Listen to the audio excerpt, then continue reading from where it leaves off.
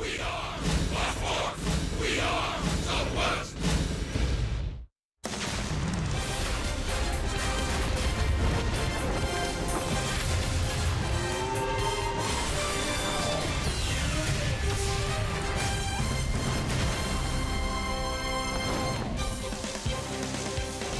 Texas Rangers baseball is presented by high-speed internet from AT&T.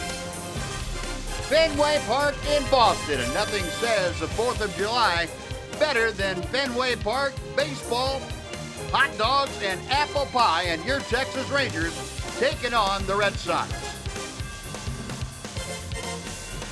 And welcome in, everyone, along with Tom Greaves, Steve Busby. Glad you could join us. And on this 4th of July, we'd like to reflect on the reason we're all celebrating our country's birthday, the men and women around the world protecting all of our rights, giving us this opportunity. We give thanks to them, and we get ready for the Rangers to take on the Red Sox. And Tom, this has been a series that has seen its ups and downs. Rangers have the upper hand right about now. Well, they do, Buzz. If you go back a ways, this was a very difficult place for the Rangers to play. The Red Sox were a very difficult team for the Rangers to play against. But as the Rangers have gotten better, it's turned around a little bit. Rangers had a nice series back in Texas. They won 2 out of 3. They've won 7 of 9 overall. Last season, they won the series at Fenway. And in Boston since 2009, they've gone 16 and 11. You go back a ways, and it wasn't always that way. The Red Sox are a really good team right now. The Rangers won the series in Texas. This will be a pretty good challenge for them this 4th of July weekend here in Boston. Yep, Rangers trying to get back on the winning side of things. They'll take on the Red Sox. Nick Martinez and the ball club here this afternoon looking to get back in the win column.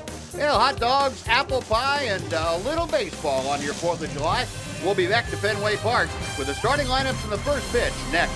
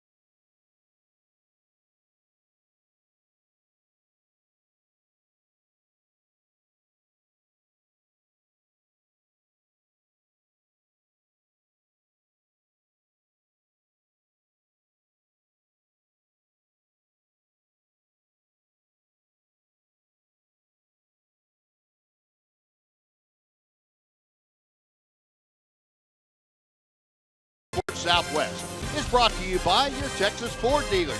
Visit your local Texas Ford dealer today during the Great American Sales Event and see why Ford is the best in Texas. By AT&T high-speed internet. Get a deal worth talking about. Get high-speed internet from AT&T. By Budweiser, not backing down since 1876. This Bud's for you. And by Southwest Airlines. Transparency, low fares, nothing to hide. It's an absolutely spectacular afternoon here at Fenway Park in Boston. Beautiful clear skies and a large crowd as usual on hand as the Red Sox and the Rangers getting set to match up in the first game of 3. Let's head down and check in with Emily Jones. Well, Nick Martinez making his 4th start of the season here in the opener against the Red Sox. Nick says physically he feels good and has been feeling good out on the mound. He said right now he's trying to tackle the mental aspect of the game. Mostly mental, just going out and getting ahead of guys. I mean, physically I feel great and my arm feels strong. Even mentally I feel great too. But I'd still say it's going out there and having that mindset of attacking guys, getting ahead.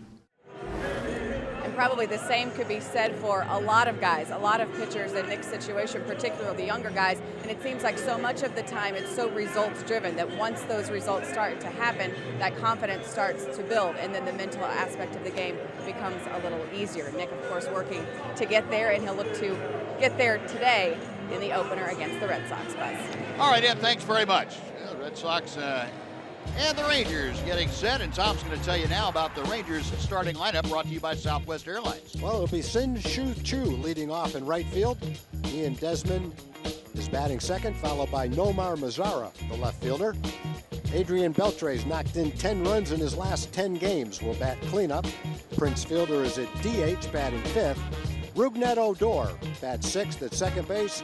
Jurickson Profar gets the start at first base today. Elvis Andrus is batting eighth, and batting ninth is the catcher, Robinson Chirinos. And Jeff Bannister's lineup facing the very tough 27-year-old right-hander, Rick Porcello, this afternoon. Porcello comes in with a record of 9-2 for the season, a very fine 3.78 ERA. We are underway here. The first pitch is outside for ball 1. To Shin-Soo Choo. Porcello in his 8th Major League campaign, but still just 27 years old. And he pumps in a strike. 1-1.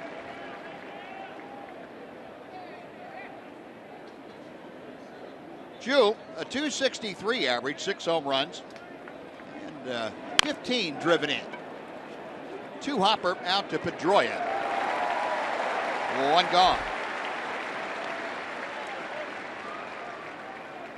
Now the scouting report on Rick Porcello. Good sinker, a slider, occasional changeup. Comes right after hitters. They had good success over the years against the Rangers. 4-4 doesn't tell nearly the story for Porcello against Texas.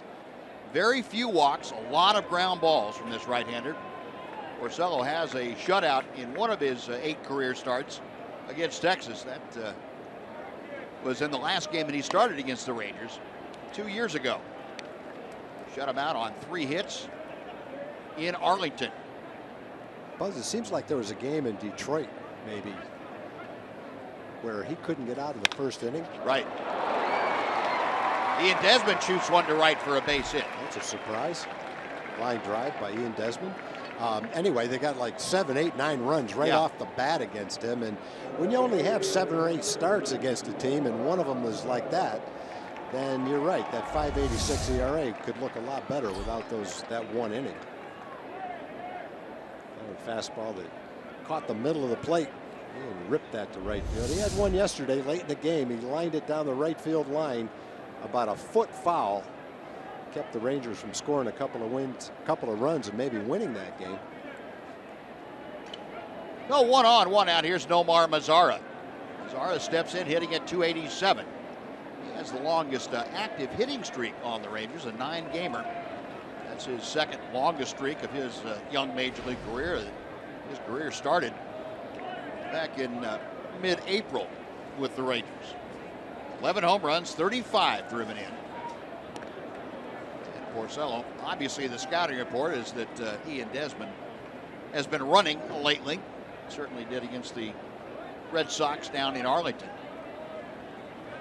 Second series between these two teams in a matter of 10 days. This is the last series of the year as Mazara takes a strike. Yeah, and that outing you were talking about, Tom, I believe that's 2013. The Rangers were in a streak right there. They blasted somebody else early in that series too. Got him out in the first or second inning. Porcello just happened to catch the Rangers when they were really swinging the bat well, and he didn't have a very good day to cap it off. Going outside. 1 ball and 1 strike. No, when you look at hitters who are tailor-made for Fenway Park, I would have to think Nomar Mazara would be one of them. The way he uses the whole field. You envision him playing here for 15 or 16 years. How many balls he'd hit off the Green Monster in left field? Kind of right up his alley. Out of play to the left. 1 ball, 2 strikes. Now that big green wall out there, very inviting for hitters. It says it's 310 feet down the left field line. I'm going to get one of those laser rangefinders and check that out one of these days. I'm still not sure about that. 379 to left center field. And then it goes out to 420 in that triangle in right center. Pitch just off the inside corner. Moves the count to 2 balls, 2 strikes. Mazara, a 290 average over the 9-game hitting streak. He's had just 1 hit in each of those 9 ball games. Overshift on Desmond on the move. The pitch is chopped to the right side. Play at first. Mazara is out. Desmond to second. He's in scoring position for Adrian Beltre. And we'll take a look at the Red Sox defense here this afternoon behind Rick Porcello. Brock Holt to start in left field. Jackie Bradley Jr. in center and Mookie Betts in right. Hanley Ramirez and Dustin Pedroia on the right side. Xander Bogaerts and Travis Shaw on the left, with Sandy Leone getting the start behind the plate here this afternoon. 2 away with Desmond at second. Here's Adrian Beltre, 5th leading hitter. Now the 6th leading hitter in the American League, and average with runners in scoring position. Adrian at 368. And our TXU Energy power player to watch today, that man in your screen right there, Adrian Beltre, against Rick Porcello. Beltre has hit .381 with 2 doubles, a home run, and an on-base plus slugging percentage of over 1,000. 1 ball and 1 strike to it.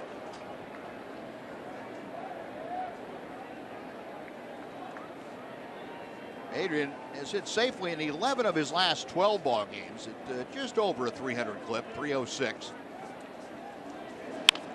Fouls that one straight back and out of play. And the count moves to 1 ball and 2 strikes. Well, the Rangers at 52-31. They and the San Francisco Giants leading the major leagues with those 52 victories each. Rangers all lost 3 or 4 of the last 5 ball games that they have played on this road trip. Won the first 2 against the Yankees, lost the next 2. Won the first one against the Twins, lost the next 2. As Beltre takes high. So a little speed bump for the Rangers to check him out just before the All-Star break, which starts after this week of play.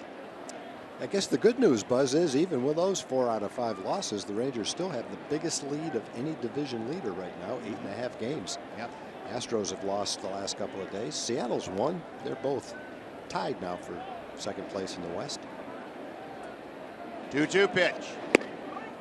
Beltre able to lay off the slider. It's 3 balls and 2 strikes. Beltre batting 4th. Prince Fielder to follow. And we'll take a look at the Western Division standings for you. As Tom said, the Astros and Mariners now both 43-39, 8.5 games out. A's and Angels on down the list, 16.5 and 18.5 behind the front-running Rangers. Seattle's won 4 straight. Now the payoff pitch. Line to center, a base hit. Desmond around third will score. Without a throw, Beltre drives in the first run of this afternoon. The Rangers have an early 1-0 lead. Love those 2-out RBI hits with men in scoring position. Here with a line shot, moved to second on a ground ball. Adrian battling at the plate, long at bat, got the single to center to bring him in. Like that ball missed the location Porcello was aiming for. It's not a strike. Several inches inside. Adrian's able to line it into center field anyway. No chance to get Desmond flying around third. Well, the Rangers capitalize. A couple of hits, a run across. Here's Prince Fielder. 1 ball, no strikes.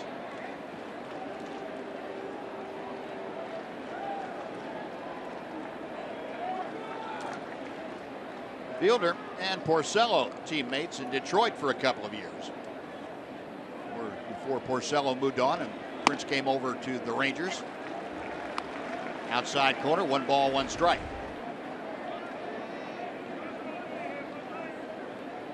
.217 a season average, 41 RBI for the big guy, 7 home runs.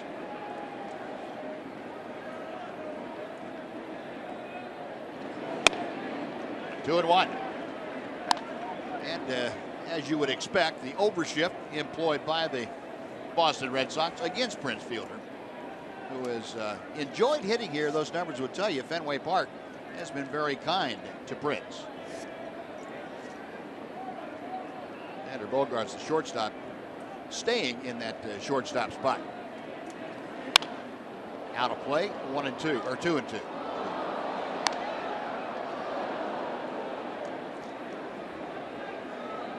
Fielder 5 home runs here in just 22 ball games.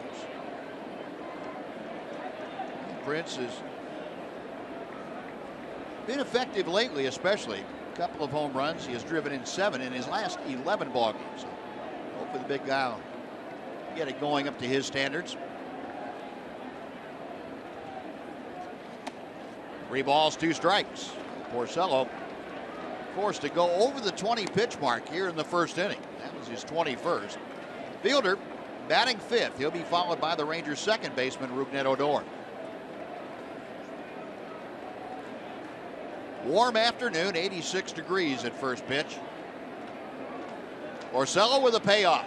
And we'll reset and try it again. Beltre retracing his steps back to first. Fielder staying at home plate.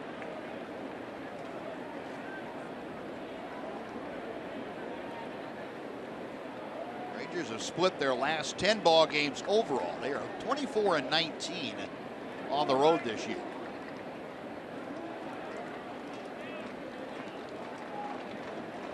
Again, the 3-2. Ripped to right field and deep. Going back is Betts. It is off the wall. He plays the carom well. Beltre's going to have to be held at third. Boy, that was a jolt by Fielder, and he actually hit it too hard. Ball came right off the wall to Betts, who made a good relay throw into Pedroia to keep Beltre from scoring. Yeah, that's one of the hardest balls Prince has hit this year. That ball was a line drive that hit halfway up the fence, and that fence isn't very high. The fence is only about 5 feet high. Got a pitch to hit and drilled it. All he had to do is get that thing up a hair, and it flies into the bullpen. And with Adrian running on the play, all it has to do is bounce a little bit away from Betts in right field, and Adrian would have been able to score. So it hits the fence and comes right back to him on a hop, and he turns and throws it and holds Adrian at third base. So it's a little bit of bad luck right there when you hit a ball with a man running and can't score him. Just hit it too hard and bounced too easily back to the right fielder. Prince put a dot on that eye, the second eye in infinity out there. The Xfinity sign now has a permanent scar above that second eye. So runners at second and third. Still 2 out. Here's Rougned Odor. Bluffs a bunt. That pulls Travis Shaw down the line from third. 1 ball and no strikes. Ruled that a single. Took second on the throw.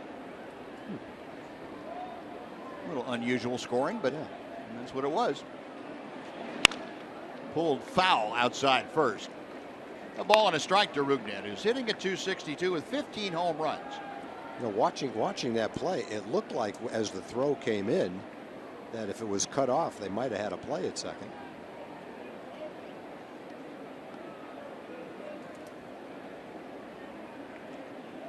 So Beltre at third, Fielder at second base. 2 balls and a strike. Well, that kind of a play, they know it's a 3-2 pitch, all the players, and they know that Beltre's running on the play. They weren't worried about Fielder. They were trying to get the ball into the plate as quickly as they could, which they did to keep him from scoring. Porcello continuing to work from the stretch. There's a line drive to right. That's going to be down for a base hit. Beltre scores. Here comes Fielder. The throw to the plate. He slides in safely. And down to second goes Odor. The Rangers take a 3-0 lead. Some big 2-out base hits. Yeah, that's kind of a gutsy call by Spike Owen at third base. But with 2 outs, you're more prone to take a chance on a play like that. So they wheel Fielder around third base. He comes home. It looked like the throw was in time. It's offline. It takes a bounce, and the catcher, Leone, is unable to handle the bounce.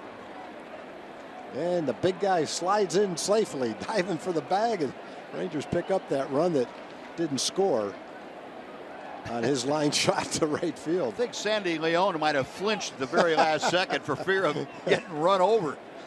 He had a tough ball to handle. It took a short off on him, and he's trying to catch it and make the tag and wasn't able to do it.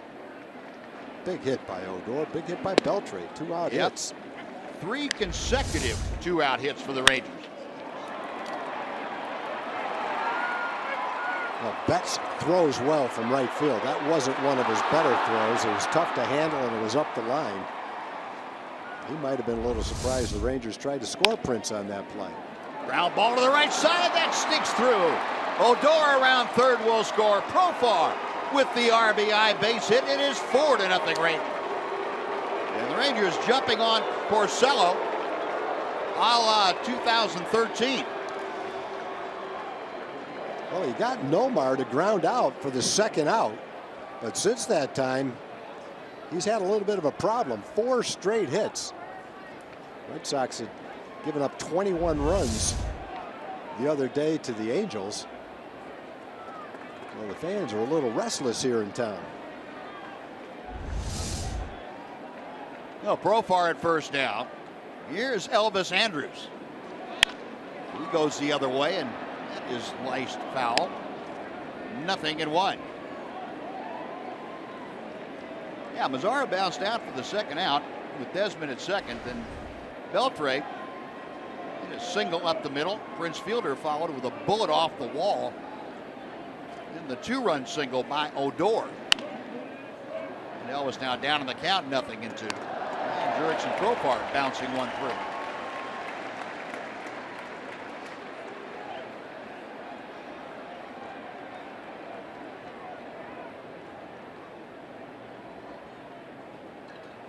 Well, the official scorer getting some second looks from everybody. He scored that play on Odor's. Chopper to third. Shaw will go to second for the force. That'll do it. But Rangers come up with 4 runs on 5 hits, an error, and leave 1. 4-0 after a half inning.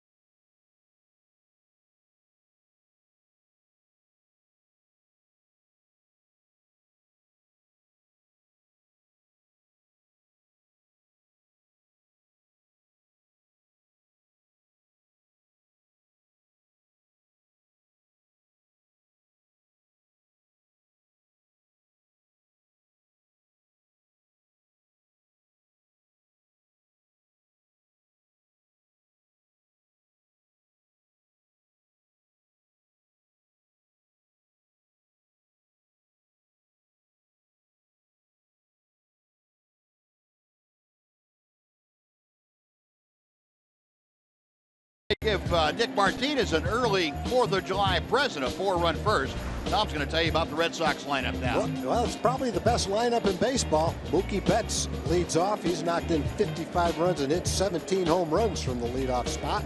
Dustin Pedroia is the second baseman. Xander Bogaerts, number 3 in the batting race, is batting third. Big Papi David Ortiz is the cleanup hitter. Hanley Ramirez is at first base. Jackie Bradley bats 6th. Brock Holt in left field will bat 7th. Travis Shaw is at third base. He'll bat 8th. And the catcher is Sandy Leon. And that lineup will face the 25-year-old right-hander for the Rangers, Nick Martinez, who is making his 4th start. 1-1 record, an ERA of an even 5.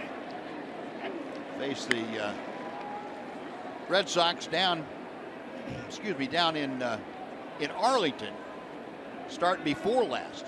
Left the ball game leading 7-4. That was the ball game, though, that the Red Sox came back late in the game and won it 8-7. Mookie Betts leading things off. 1 ball and 1 strike to him. Betts, a .294 average. Powerful leadoff man with 17 home runs, and he shoots a single to center field.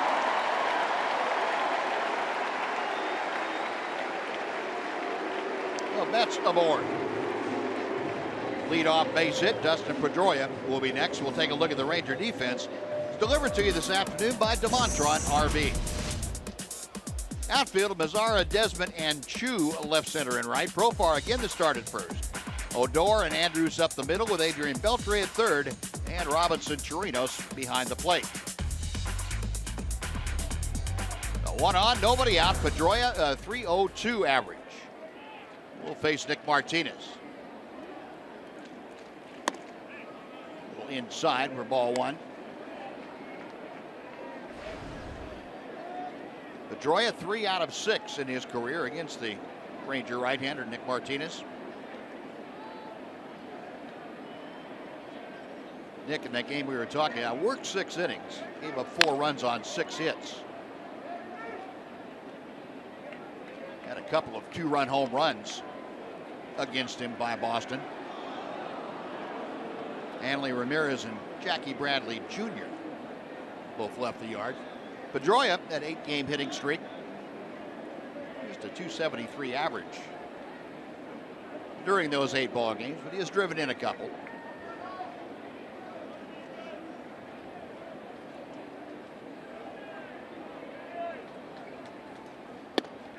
Pretty good breaking ball to the outside corner.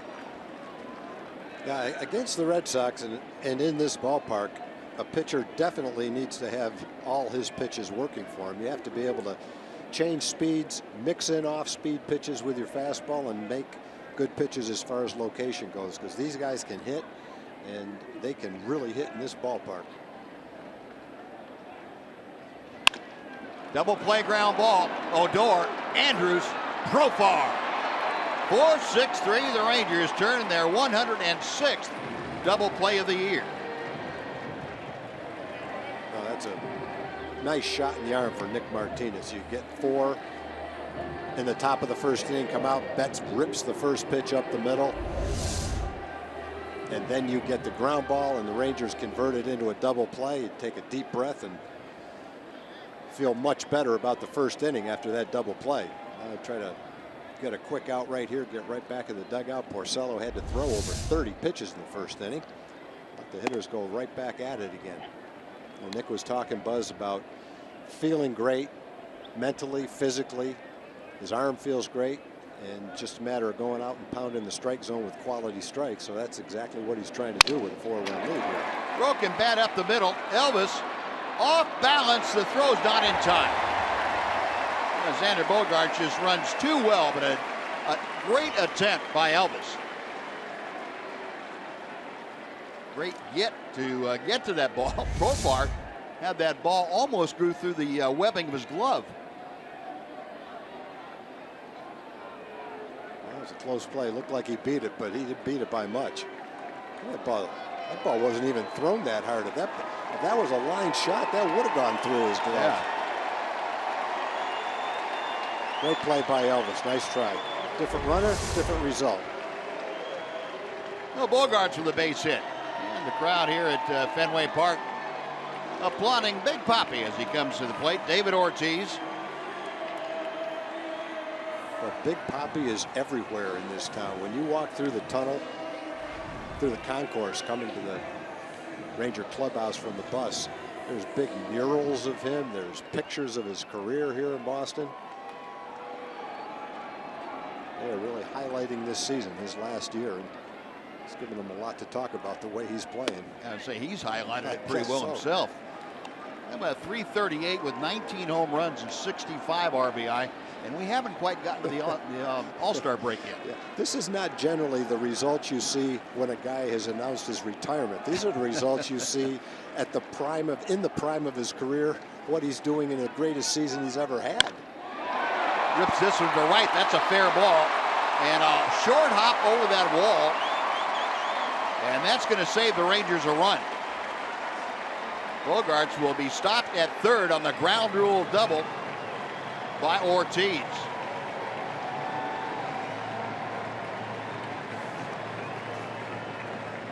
Well, the Rangers right now are kind of in a similar situation that the Red Sox were in the top of the first after Fielder ended up on second base with that bullet he hit to right field.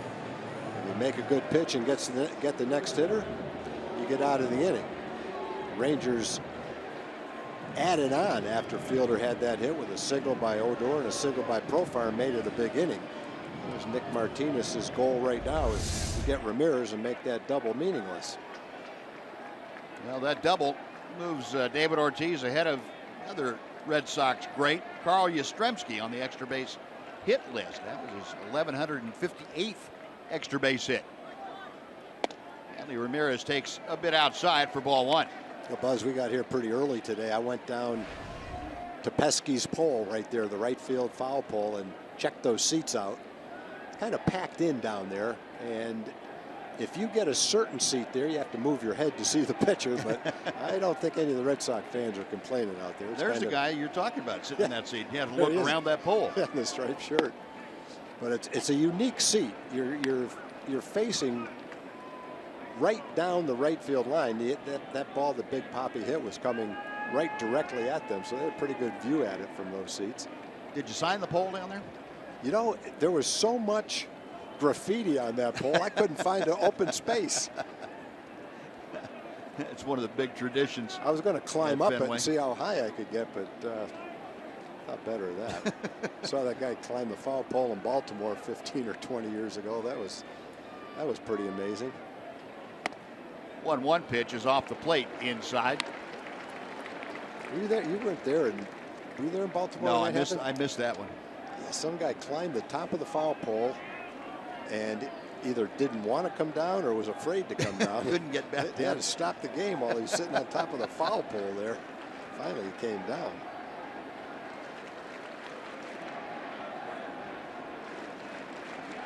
Now Martinez backing off the pitching rubber, says Robinson Chirinos. Let's recycle those signs a little bit. I had a little doubt in my mind. I think Fenway, more than any other park, has places you like to walk to, sit, and see what the game looks like from there. Yep. Just because it's such a unique ballpark. Another place that's pretty interesting is on top of the Green Monster. Those are relatively new seats up there. And you would think being that far away and that high wouldn't lend itself to being a very good seat, but those are great seats up there. It's not that far to the Green Monster, and they're right on top of it. And you get a pretty good view of the field from up there. A lot of military in the park today, honored before the ball game. 3-1 is the count to Hanley Ramirez. Second and third with 2 outs.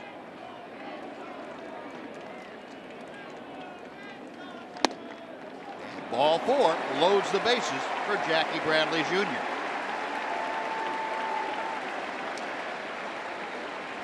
Well, he's still just a pitch away from getting out of the inning, having given up 3 hits and a walk. You give up 3 hits and a walk and get out of an inning with no runs, it's a pretty good escape job. The mission will be accomplished if you can get Jackie Bradley right here. Doug Roquel, Ranger pitching coach, trying to help his right-hander out by having good thoughts, thinking about what he needs to do. Bradley stepping in, batting at .295 with 13 home runs and 51 driven in. We mentioned he had one of the two-run home runs off Nick Martinez down in Arlington. And the first pitch down at the shoe tops for ball one.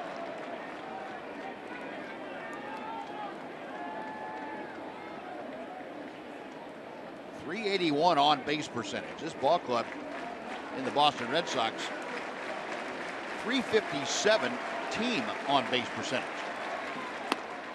A little bit low. But now Nick working himself into a pretty good hole. Here are the Red Sox numbers with 2 outs this year. Most hits, most runs. Adrian is usually not the guy that goes into the pitcher on the mound, but he made a little trip in right there. Usually it's Elvis. See Ruby go in every now and then. Bogarts, Ortiz, Ramirez, third, second, and first. The 2-0 pitch. Oh, 3 balls and no strikes. Bradley's got a good eye at the plate. He's walked 33 times, 7th in the league in on base percentage. He's going to make you throw a strike.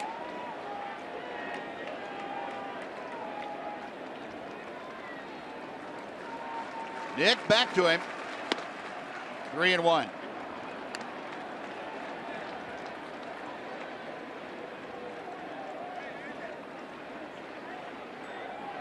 Martinez now up over 20 pitches in this first frame. Right-hander set once again. Strike 2. Bradley didn't think so. He hops around Andy Fletcher, throwing that right hand up to indicate a strike.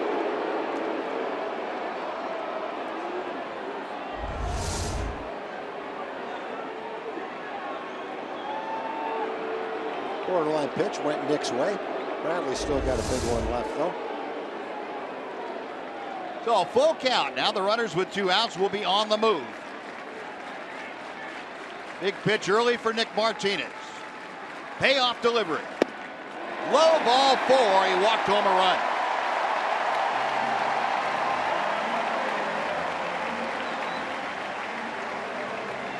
Jackie Bradley Jr. with the RBI on the bases loaded walk. It's a 4-1 Ranger lead. Still loaded with 2 outs. Brock Holt coming up. And Doug Brocail out to have a chat in his beleaguered battery. They'll look good after the leadoff single. The double play emptied the bases. Since then, it's been a couple of base hits and 2 walks have forced in a run. Now Brock Holt, left-handed hitting outfielder, batting at just .256, but it seems like Holt has been a spark plug for this club.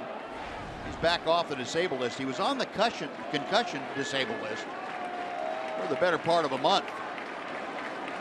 3 home runs, 20 driven in. And he takes low for ball 1. Well, throwing strikes has been a problem for Nick. In his last start against the Yankees, he threw 38 strikes and 46 balls. Only 38 strikes and 84 pitches. And he's more balls than strikes in the first inning today. You just got to get to the point where you can pound that strike zone and make quality pitches. He's trying to make the quality pitches, but he's missing the strike zone. 12 strikes, 12 balls right now. Both pitchers, big first innings as far as pitch counts go. Porcello is over 30. And that catches the outer part of the plate. It's 1-2.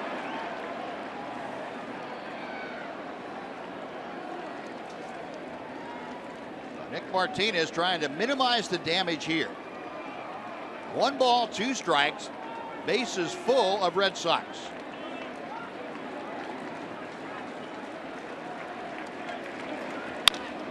Ground ball to Profar. He will take it to the bag, and that will bring the first inning to a close. A run on 3 hits and 2 walks with the bases left loaded.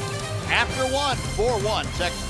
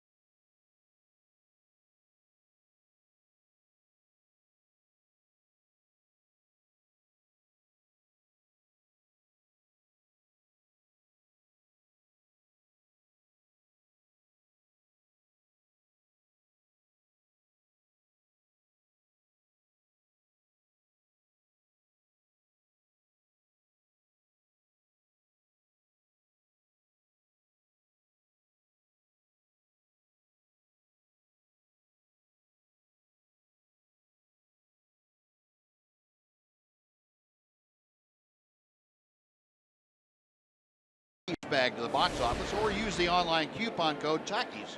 Will receive $35 all-you-can-eat tickets to select Thursday games. You take advantage of this great offer for next Thursday. That's July 7th. Rangers take on the Minnesota Twins. Log on to TexasRangers.com/specials and purchase your tickets today. Now the Rangers leading 4-1 as they come to bat for the second time this afternoon. Robinson Chirinos, the only Ranger that didn't hit in that first inning, leading things off. Rangers had 4 runs on 5 hits in that first frame. Robinson takes a little bit low. It's 2 balls and no strikes. Chirinos at .224. 5 home runs, 9 driven in.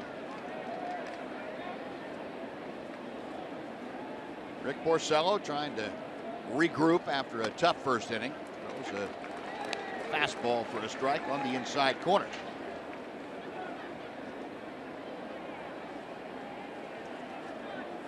Porcello, 32 pitches in that first inning. 2-2.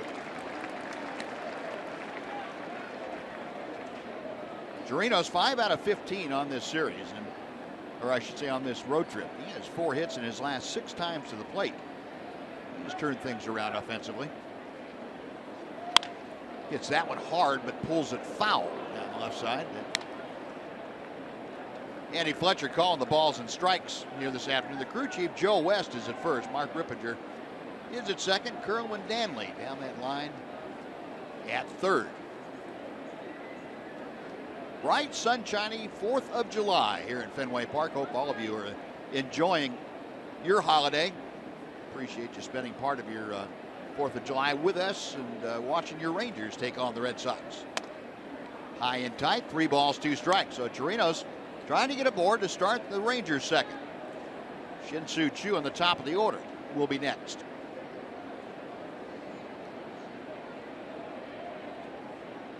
Payoff pitch. Popped him up. Pedroia, second baseman, really fighting that sun and able to stay with it to make the grab. This is a tough time of day. Boy, it's a high sky, a classic high sky. Very few clouds up there. Yeah, the sun is right in the eyes of the right fielder, second baseman, first baseman, and the way Pedroia had to fight that pop-up, you have to think before this game's over that sun might be an issue.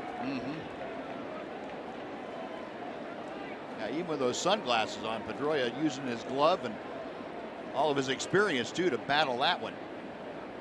Well, here's Shin-Soo Choo, who rounded to second as he led the ball game off. Takes a breaking ball. 0-1. Choo has at least 1 hit in each of his last 2 games. Down on the count here, no balls and 2 strikes.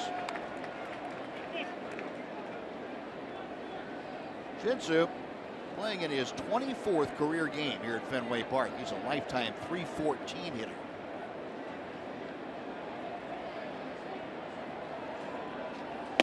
Got him swinging. Porcello gets his first strikeout. 2 up, 2 away. Ian Desmond is next.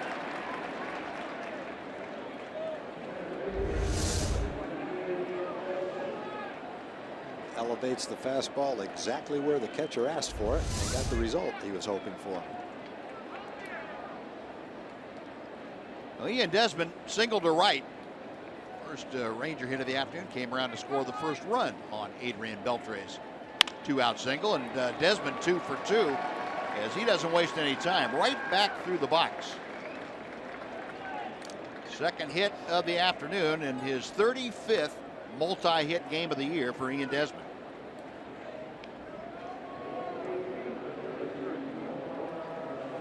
That moves him into a tie for the top spot.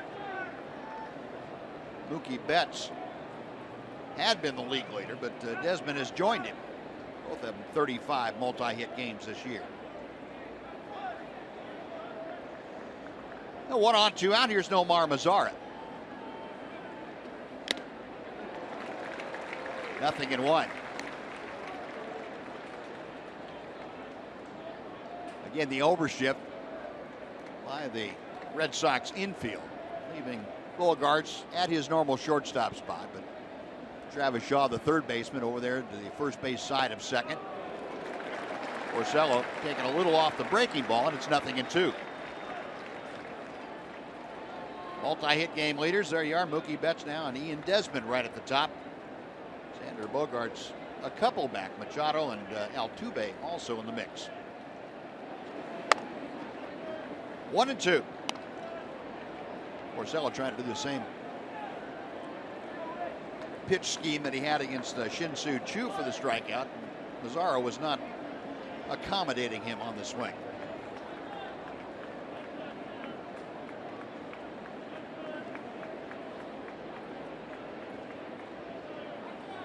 Little cat and mouse game going on here with Ian Desmond and Rick Porcello.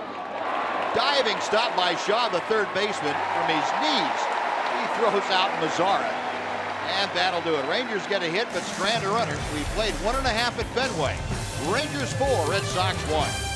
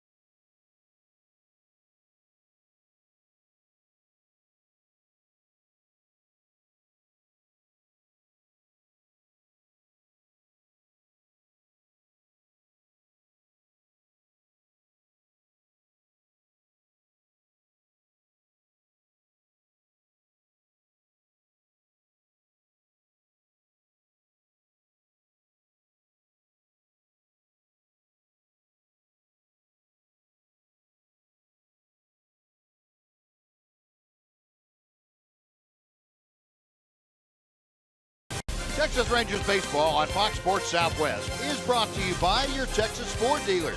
Visit your local Texas Ford dealer during the Great American Sales Event and see why Ford is the best in Texas.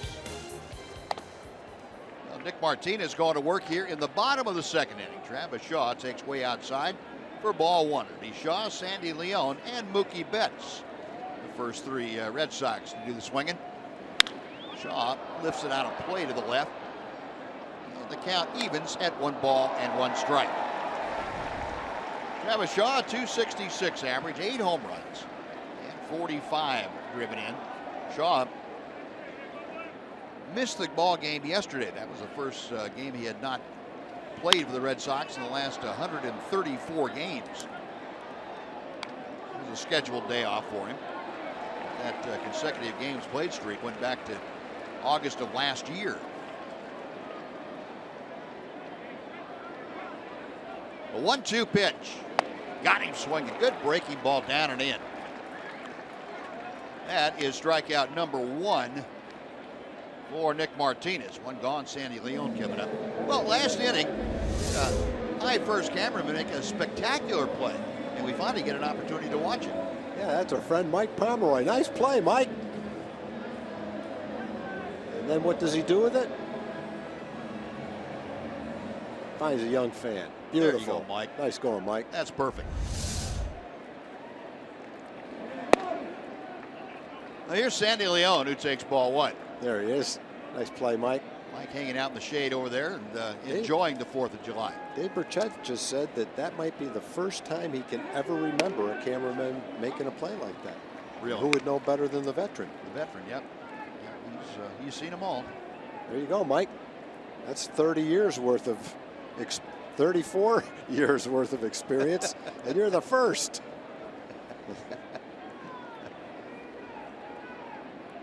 The 2-0 pitch. And Leon takes that a little bit off the plate. 3 balls and no strikes. Now Leon, the number 9 hitter, trying to get aboard in front of Mookie Betts, the number 1 man.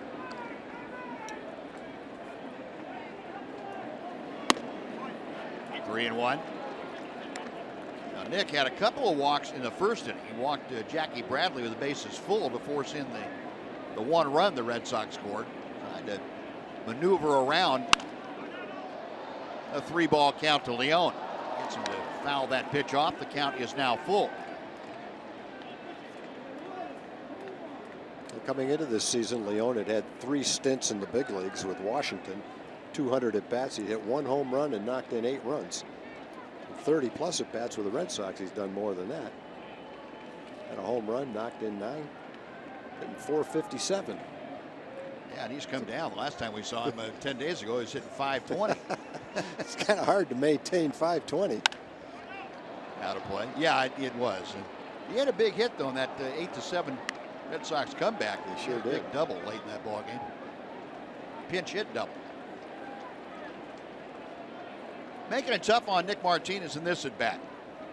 Nick now up to 36 with a pitch count. He had 26 in that in the first inning. Another 3-2. And that is shot foul down the first base side.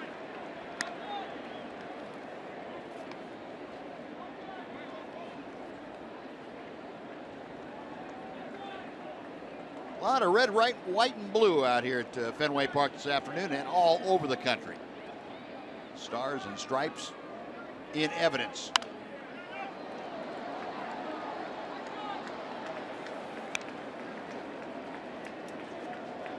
Hope you all are enjoying your 4th of July holiday. Barbecue or friends and family or whatever you have going. Hope you have a very safe holiday.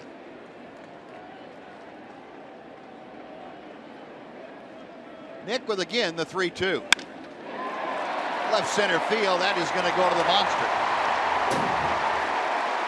Quick release by Desmond, but a little bit off target. Sandy Leon with a 1-out double is in at second. He kept swinging. Fouled about 4 or 5 pitches off and ripped that ball. It was a hard hit line drive.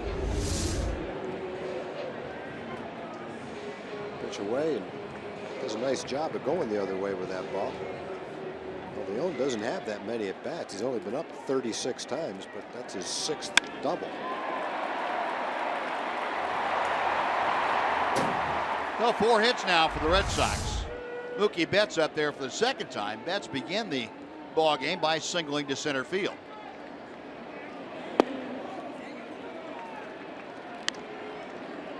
Betts now with a 6-game hitting streak. He has gone 10 for 25 over those 6 games. That average creeping back up toward the 300 level. Rangers shade him a step or so around to the left on the infield. 2 balls, no strikes, and Chirinos going to go out and have a chat with Nick Martinez. Nick just really struggling to get the consistency of his release down. You'll have one hitter where everything's good. All of a sudden he'll lose it and struggle to recapture the strike zone.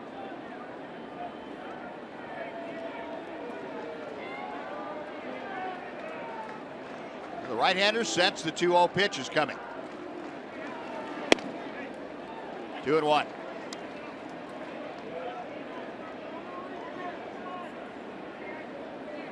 That's interesting note for you. One of the only 3 players in the last 100 years for the Red Sox. 70 runs or more, 100 hits or more, and 15 or more home runs before the All-Star break.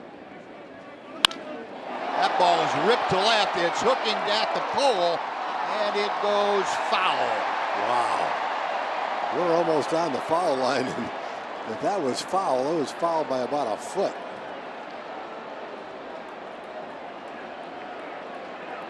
Ball way out of Fenway. And now John Farrell, you got to come out, and he wants to have a little chat with Kerwin Danley down there at third. I don't know how you could get a replay to show you anything to be pertinent. That ball was over the top of the foul pole. You can't say did it go by the pole on one side, on the fair side or not.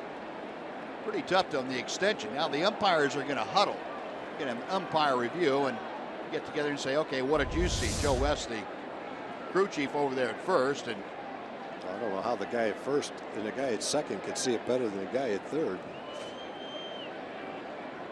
well, Joe West, apparently they're going to go get on the headsets. Going to ask for a video review of this. Again, pretty tough to get any kind of video reference that can tell you whether that was fair or foul as it was going by the pole. It really is. I don't see how you can overturn the call. We've got a slightly skewed angle here, and it was obviously very close, but I don't know that you're going to get a perfect angle that'll definitively say fair or foul. If the call is made foul, it seems like it'd be almost impossible to overturn that. Now, the only angle you would have to be definitive is if you had a camera shooting right up the foul pole, going from the bottom right up like they do in football, looking up at the goal post. Yeah. That way you might be able to tell, but this, there's no way that you could get anything that's going to tell you, okay, when it passed the foul pole, exactly here it was. Joe West on the headsets to the replay command center down in New York. We'll get a ruling. The umpire review brought to you by Ford. Call on the field, a foul ball. The crowd pretty excited about what they're showing on the scoreboard, because what they're doing, they're giving the angles that would appear, for all intents and purposes, like the ball was fair.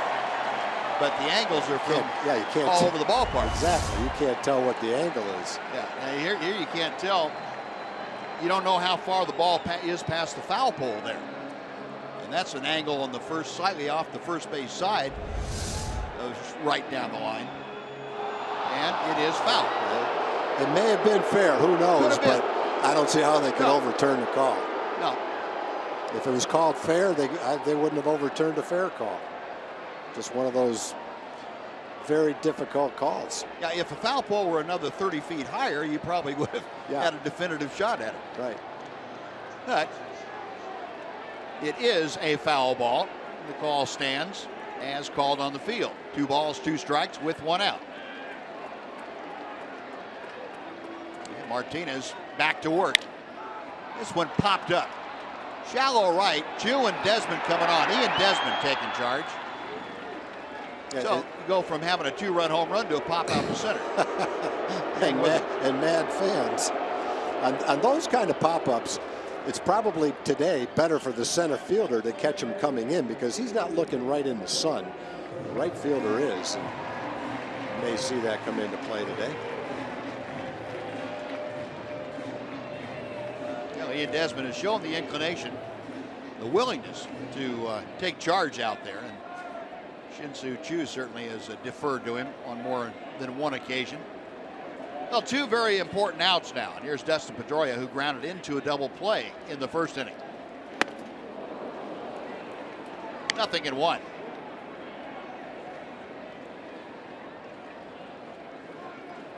Pedroia not having success with runners in scoring position that you would usually associate with him over the years. Pedroia has been one of the better run-producing second basemen. Odor, quick release, and that will do it. So, Nick Martinez able to rebound after the Sandy Leon double to get a couple of outs. We move on to the third, still 4-1 Rangers.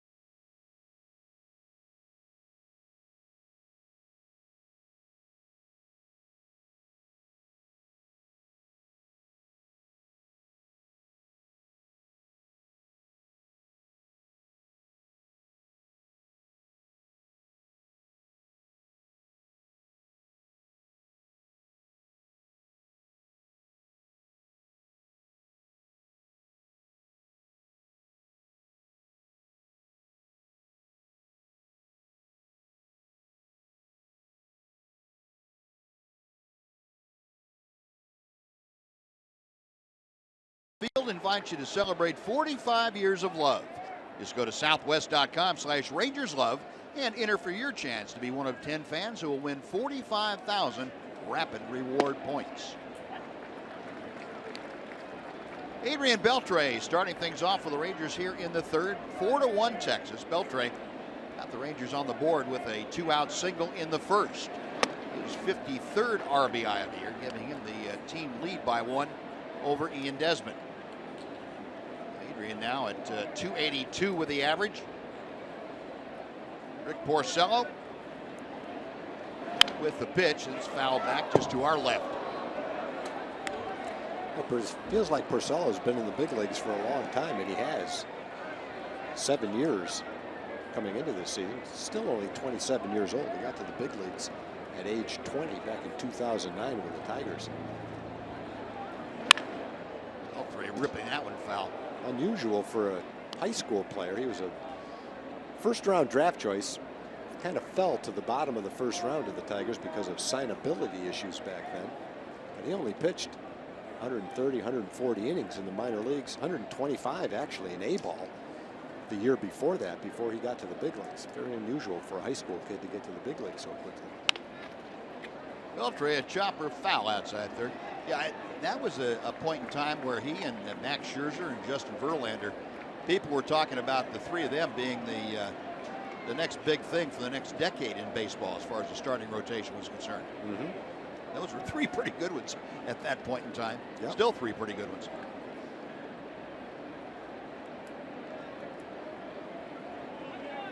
1-2 pitch, chopped up the middle. Bogarts, the turn and the throw, he can't get enough on it. Adrian Beltre with a blazing speed, able to leg it out. That was a nice play. Doing the 360 on a slowly hit ball without much of a chance to get the runner. Elvis made a nice play earlier, didn't get a runner. As we say all the time, it doesn't detract from how nice the play is, even if you didn't get him, but the athletic ability it took to make that play and make that throw accurately. Went the other side of second base. And I'll remark again, that's the 3rd or 4th time now that we've seen Adrian Beltre recently go all out. I mean, really run hard. So apparently his leg is feeling pretty good. That's great news. Adrian showing no hesitation about putting the afterburners on. No, that is a 7th base hit for the Rangers. Nobody out here in the 3rd. Prince Fielder hit a bullet off the wall right in front of the Ranger bullpen. His first time up.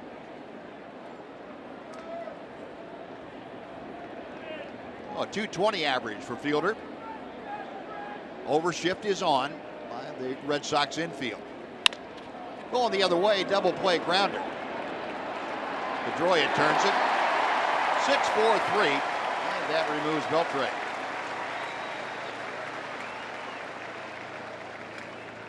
So 2 gone, bases empty before Odor steps in. Let's send it back to Dana Larson for a Chevy game break.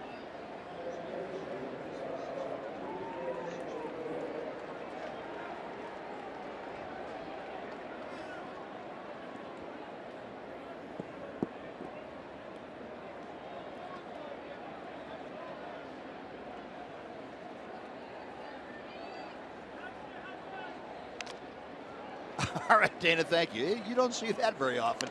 Definitely you don't. Big league ball game. See a little league game, but not a big league game. Evidently the scorecard that was turned into the umpire is different than the ones the players saw in the dugout. Yeah, or the ones that were posted on the scoreboards all around the ballpark.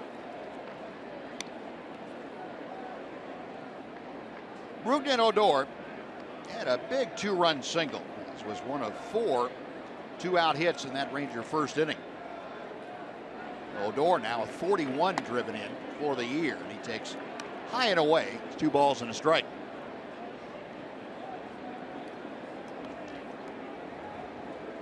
Brugden's had kind of an up and down road trip. He's now 6 for 31. Make that 7 for 32.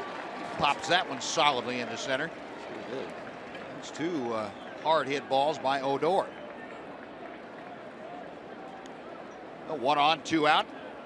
Jurickson Profar will step in. He hit his spot right on the outside corner. Wasn't the right spot for Rougned, though, to get Rougned. Almost the same spot that Odor saw the first time up that he singled on. Well, Profar finished off the scoring in the first inning with an RBI, his 11th, or make that his 12th of the year. He takes ball one. Profar, before that first inning single, had been just 1 for his last 8. First prolonged, I'm not going to say slump, but downturn offensively that he's had since coming up to the Rangers this year. He got the RBI. That was his 8th in his last 9 ball games. And again, the switch hitting Profar much better as a left-handed hit, 400. You can see against right-handed pitching, 182 against left-handed. Shallow left field. Holt with the Green Monster playing fairly shallow anyway. Catch, that'll do it. Rangers get a couple of hits, strand one in the third after 2.5. 4-1 Texas.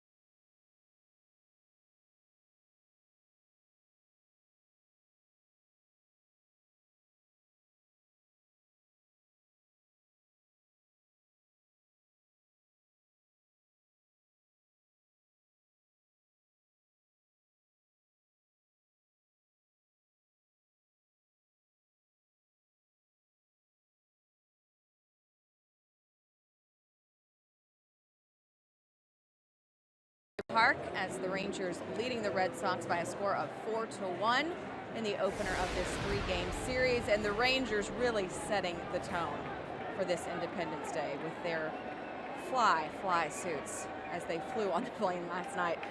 Wore them as we boarded from Minneapolis here to Boston, and then again this morning from the hotel to Fenway Park. The team picture got a ton of play on social media. Everyone saluting the Rangers and their salute to America on America's birthday this 4th of July, guys. Team having fun. This is a team having fun. All right, Em, thanks. Yeah. The guys all dolled up in their red, white, and blue. The stripes and the stars. Looking good. And everybody, not just a few. And on the 4th of July, as you would expect, even the fans getting involved in the act. Red, white, and blue, all the patriotic bunting around the ballpark. Pitch outside to Xander Bogaerts. It's now 2 balls and 2 strikes. Bogaerts, Ortiz, and Ramirez, the first 3 Red Sox to do the swinging against Nick Martinez here in the 3rd inning. Bogaerts had an infield single in the 1st. Scored the only Red Sox run this far. Chopper behind the bag, a fair ball, and it's by Beltre off the short wall.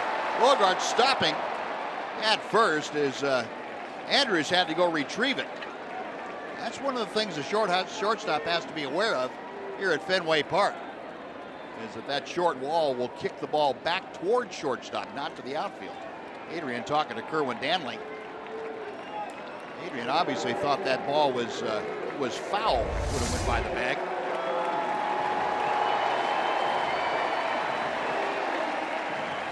No, a leadoff single. Second time in 3 innings that the Red Sox have had their leadoff man aboard. David Ortiz shot a bullet down the right field line for a double, ground rule double. Right down the third base line, taking a look at this. Oh boy, that's a tough one to call. Obviously landed in foul territory. Had to be just barely touching the corner when it went by the bag. Going the other way, that's going to be trouble. Off the monster on one hop. Bogart's being waved around third.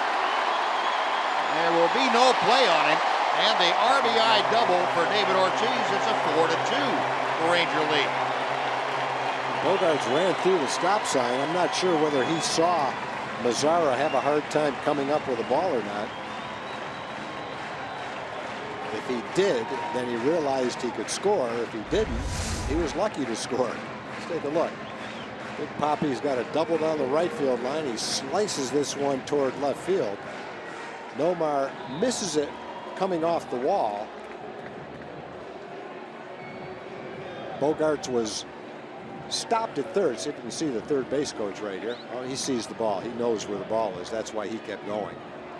Third base coach had put the stop sign up, but Bogarts knew what happened, which is why he kept going. No, a 4-2 ball game. Still nobody out with Ortiz at second. Hanley Ramirez drew a walk in the first inning. 1 ball, no strikes. Red Sox now with 6 base hits. Ortiz with a 1/3 of them. He and Bogarts have 4 of the 6 hits between them.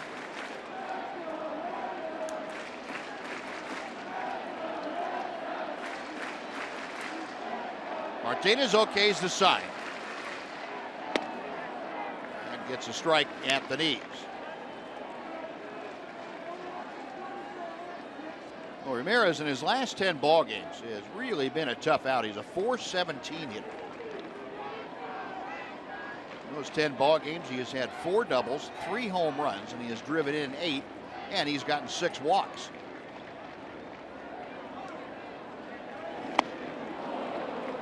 One and two. Well, the Red Sox have 3 guys in their lineup that have knocked in 50 runs. And then you've got Shaw has 45. Ramirez has 47.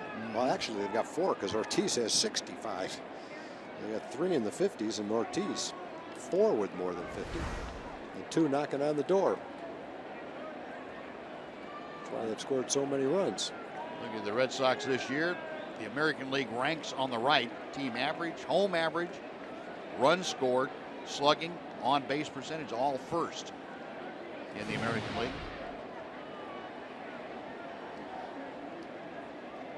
Chirinos had a little chat with Martinez. 1 ball and 2 strikes to Hanley Ramirez.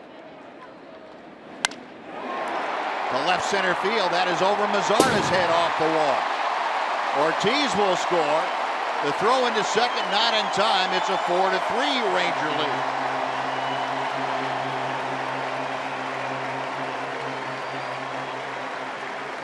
We saw Ramirez in Texas hit a couple of balls where the ball just jumped off his bat. That one home run that he hit to dead center field flew out of the ballpark. This line drive jumped off his bat pretty well too. Follow through with one arm on the bat, but when he makes contact with authority. That ball just went flying over Mazzara's head in left field and off the wall.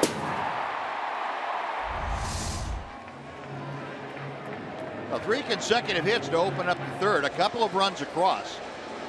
Ramirez at second. Nobody out still for Jackie Bradley Jr. Rangers lead now trimmed to just a single run.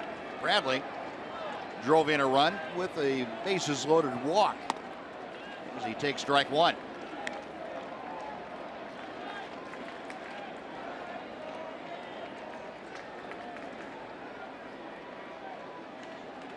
Outfield, kind of bunching Jackie Bradley, taking away the alleys, if you will, left center field, right center field. Infield plays him around to the right. Gets a pop-up here. Elvis going out to shallow left and making an over-the-shoulder catch. Omar Mazara right behind him. Boy, that's a tough play for a shortstop. Elvis is very good on those plays. He can make that play. He can go out deep into left field, but that's Nomar's ball right there, and it's a much easier play for him coming in. I'm not sure if the sun was bothering him or exactly what the situation was, but Elvis has to go a long way out into left field, and with the Green Monster making left field so shallow, Nomar doesn't have that far to come in. So I think in the future on that play, he'll probably be more comfortable making it himself, calling Elvis off, making it easier for him. A one away, and here's Brock Holt, the Red Sox left fielder. Holt tapped out to first, back in the first. Ramirez still at second with one out. The pitch, shot foul. No balls and 2 strikes.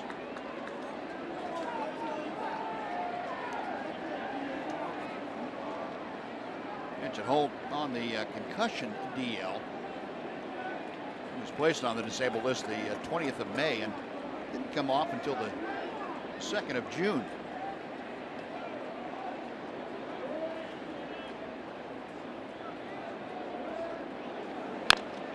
Another chopper foul. I beg your pardon. He was transferred to the 15-day DL on the 2nd of June. Yeah, the stars and stripes. Mostly the stripes there. I like the bow tie. That looks sets it off well. Uncle Sam out recruiting. Well, it's a perfect day for wearing that outfit because it's perfect temperature for a ball game. Well hit to right center field. That is trouble up the alley. Deep toward the bullpen. It is off the wall and gone. Brock Holt with his 4th home run of the year. He has turned the game around. The Red Sox lead it 5-4.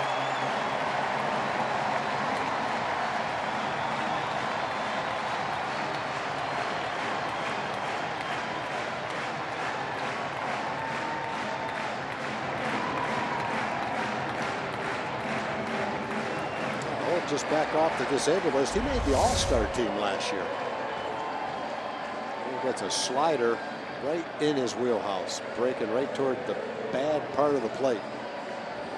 Hit it a long way. Needed a little help to get it out of the ballpark, though. Hit right off the railing and bounced out of the ballpark over 400 feet away. If that hit a little farther to the left, it would have rolled out to the 420 sign for at least a triple. Saw Benji Molina hit a ball out there for a triple one day.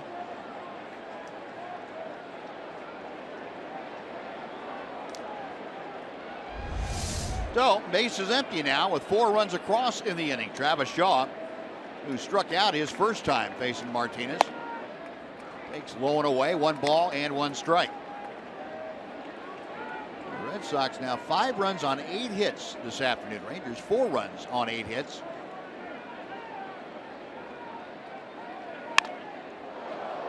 Pulled foul. 1-2.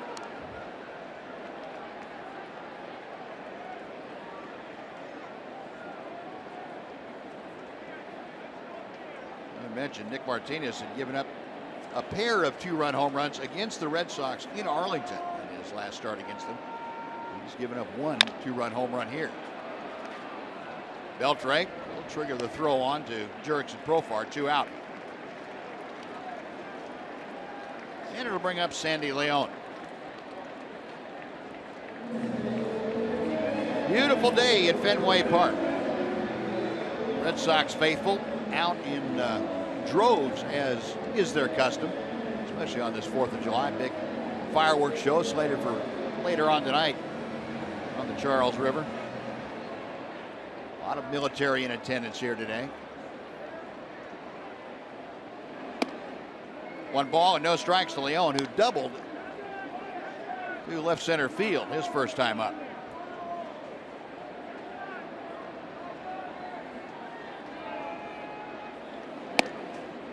2-0.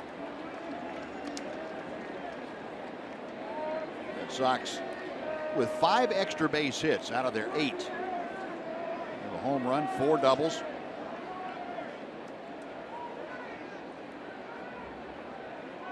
Two-0 pitch. Deep right center field. That is headed up to the triangle. And off the wall at the 420 mark, it bounds into the bullpen for a ground rule double. It's got to be the only park that you'll ever see where a ball hits the wall, bounces straight back into the bullpen. That ball was hit a long way, 420 feet. There's nowhere in baseball where that's not a home run.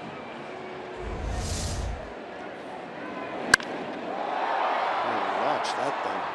Watch, this ball's going to come right straight back off the wall and into the bullpen.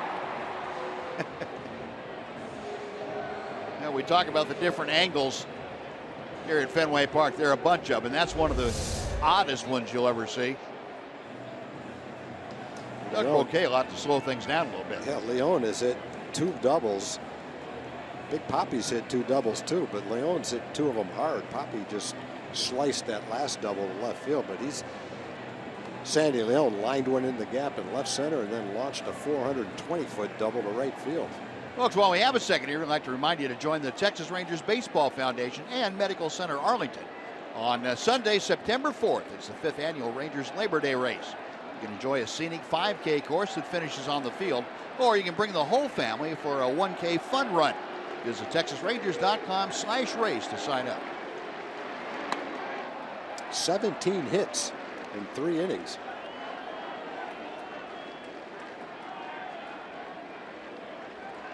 Now here's Mookie Betts for the 3rd time to the plate in 3 innings. We've got Leon out at second base, 2 outs here in the bottom of the 3rd. Martinez got him on the fist with that fastball. 0-2. Well, for Nick to be successful, that's got to be part of his game plan, being able to run the fastball in on the fists of the right-hand hitters and not leaving it out over the plate. And when he does that, then his breaking pitches look that much better.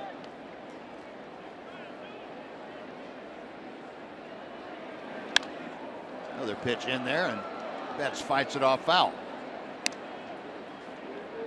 Yeah, and I would add to that, not just to the right-handed hitters. He needs to do that on both sides of the plate. Sure. I think every pitcher needs to do that to be as good as they're going to be.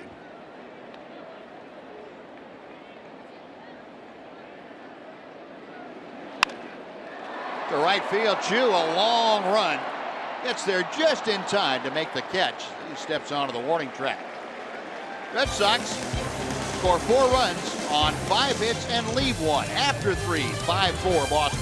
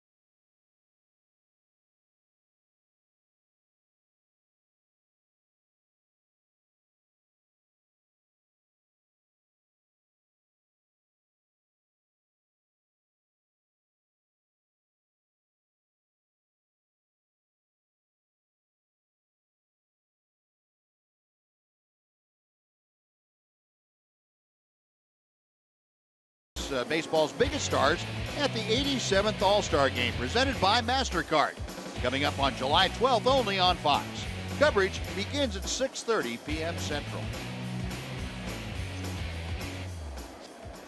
The Rangers now find themselves trailing for the first time this afternoon as they come to the plate here in the fourth. It'll be Elvis Andrus, Robinson Chirinos, and Shin-Soo Choo. The first pitch is in to Andrus from Rick Porcello. Elvis grounded into a fielder's choice to end the first inning. Porcello pulling the string on the breaking ball. It is 0-2. Rangers had 4 runs on 5 hits in the first inning against Porcello. Got another hit in the second and 2 more in the third. Porcello has kept them off the scoreboard since the first. Meanwhile, the Red Sox scored 1 in the first and then added 4 of their own to take the lead in the third inning. 1-2 pitch. 2 balls, 2 strikes. Porcello has had pretty good luck against Elvis Andrus over the years. Elvis just 4 for 25 against the right-hander. Bogarts on to Ramirez. Next will be Robinson Chirinos.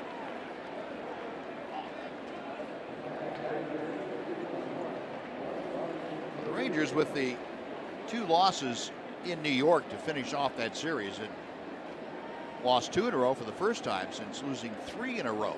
Remember the road series sweep at the hands of the Oakland A's back in the middle of May. Rangers put a win on the board on Friday night, then lost the next 2 to the Twins in Minneapolis.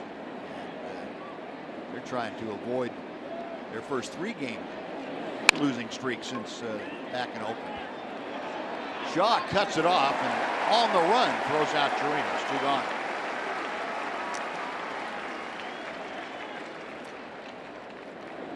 Porcello gets a couple of ground balls for the first 2 outs. Now Shin-Soo Choo for the 3rd time. Porcello's had to throw a lot of pitches today, but he hasn't, not because he's been wild. It's because the Rangers have had a lot of base hits and a lot of base runners. He doesn't walk many. Walks less than 2 per 9 innings. 10 of his 16 starts, he's had 1 walk or less. Choo, first ball swinging, hits it deep to left field.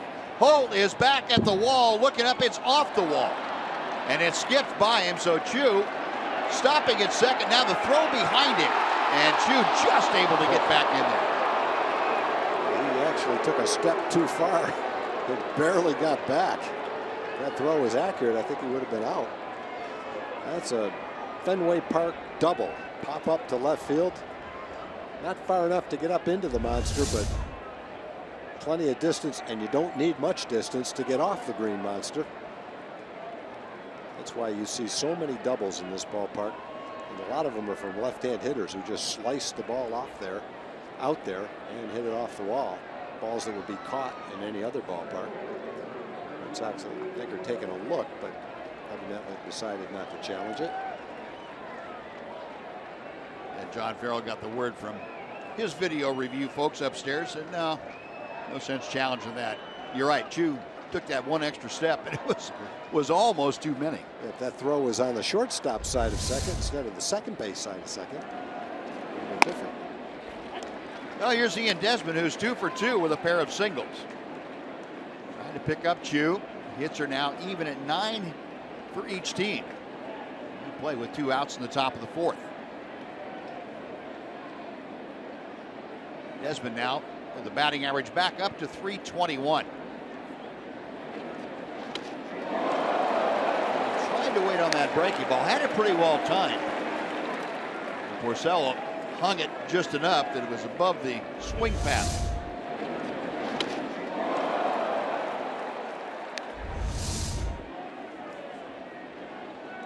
No balls, 2 strikes. So Ian Desmond using the opposite field very effectively. 35 opposite field hits.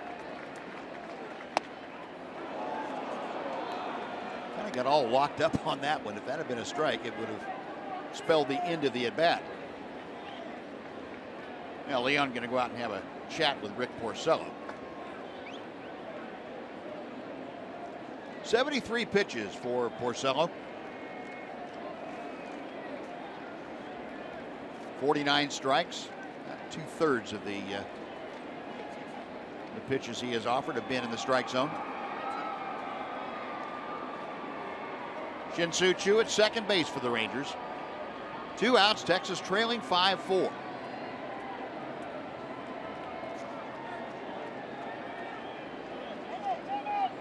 Time called by Desmond.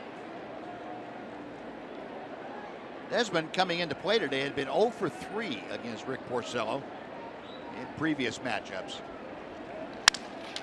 Pulled toward the hole, it's through to left field, a base hit. Choo coming around third. Here comes the throw from Holt. The slide, the tag, he is out. Yeah, the advantage of having that short porch in left field, the left fielder playing more shallow. You get plays like that at Fenway.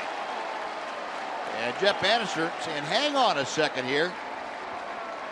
Let's let Bobby Jones and Anna Brenner take a look at that thing upstairs. Well, they will process that video evidence as quickly as possible. Get the word down to Steve Buechele, the bench coach, and he will relay it to Jeff Bannister. And that is going to stand, as far as the Rangers are concerned, as the final out of the inning. The Rangers get 2 hits, but strand a runner. We'll go to the bottom of the 4th. It remains the Red Sox 5, the Rangers 4 on Fox Sports Southwest.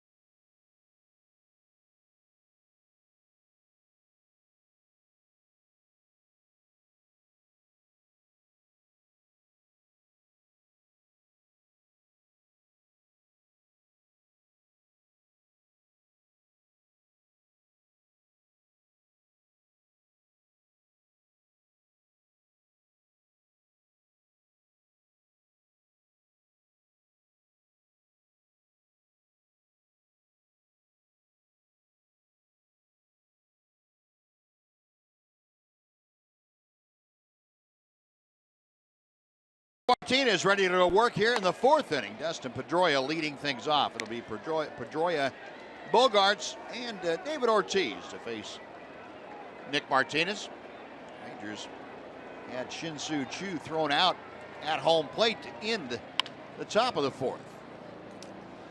Yeah, what you said is so true in this ballpark, Buzz. This is the only park where someone doesn't score from second on that little ground ball that barely rolled into left field.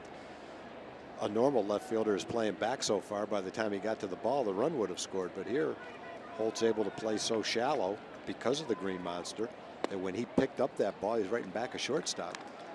Turned out to be a short throw home. You have to make an accurate throw, but it's not that hard when you're that close to home plate.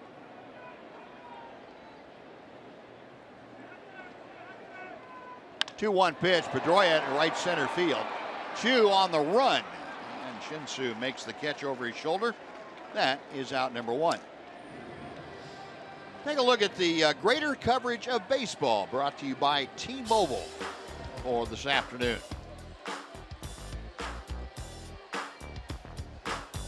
Wilmer Flores, the Mets 6 for 6 with 2 home runs yesterday against the Cubs. The Mets sweep Chicago in that 4-game series. Cubs now have lost 10 of their last 14. Meanwhile, Pittsburgh Pirates bullpen haven't been scored on in the last century. They have put a 32-inning streak together. Scoreless baseball. They are strong. Here's Xander Bogaerts, who has singled both times that he's come up today, and he has scored both times he's been on. 2 balls, no strikes.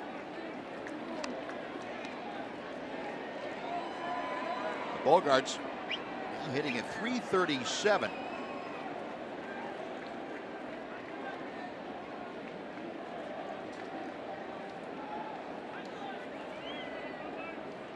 Martinez back to the plate.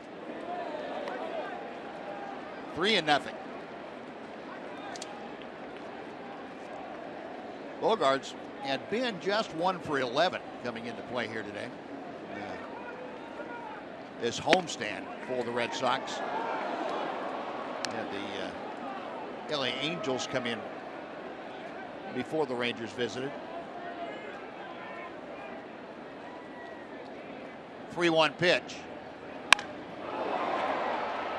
Hard but foul. And the count is full.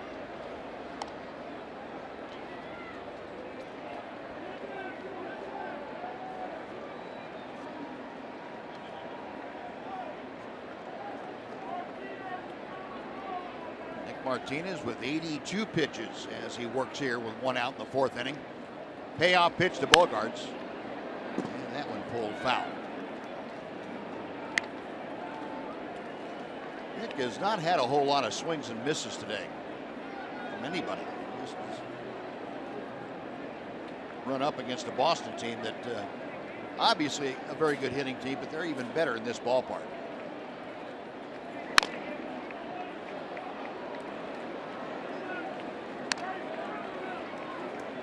Be on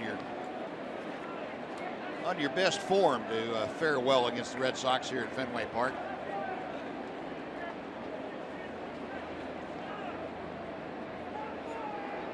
Another 3-2. Elvis trying to catch it off to his side, has that skip on by, and that ball was blistered. And Bogaerts will be aboard with his 3rd hit of the afternoon. Well, Bogaerts and Ian Desmond both have 3 hits in 4 innings. One where you brace yourself, crouch down, get your glove out, and hope the ball goes in your glove. It's tough to play that and catch it like you have any idea exactly where it's going to go. Make your best guess right here, put your glove there, and hope it goes in it. Get your face out of the way, get your body out of the way so you can continue playing in this game. Here's David Ortiz, who has a pair of doubles on his resume this afternoon. That and his 66th RBI, which came last time up. David Ortiz, the subject of our Ford leaderboard. Look at the offensive ranks for David Ortiz this year. Well, most of One those ball, 1 strike. He leads the major leagues, not just the American League. Yeah. 1st in on-base percentage, 1st in slugging, 1st in doubles. 34 doubles halfway through the year. Yeah. 54 extra base hits. Amazing. Rangers in an overshift on the infield. Well, without knowing exactly what the years were like for players that played a long time ago, you have to think that it's very good chance that this will go down as the greatest season ever for a player who retired in his 40s on his own. No injury, just decided to retire. Yeah.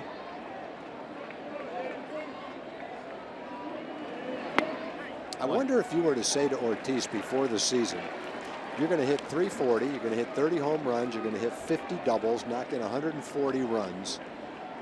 Are you going to retire if those are your numbers? If he still would have said yes. He hasn't wavered, even having this kind of a year. He hasn't. 2-2 the count. Although I've got if I were in his shoes, I'd be down the road maybe in August still doing this. I'd call myself a liar and say, forget it. I was just kidding. I would too. Yeah. I got to come back and try one more time. Compelling off the field issue, or some reason why he wants to. He's got a chance to have his best year. To left field. Mazzara has a play on this one. Makes the catch right at the warning track. Back to first goes Bogarts. They're now 2 outs. Next will be Hanley Ramirez. But you know, you said the guys that are retiring in their 40s. This may be one of the best final years for a guy at any age. Yeah. He's just putting up numbers that are ridiculous. No one ever retires having one of the best seasons they've ever had. I wouldn't think so. Unless they're hurt, I guess.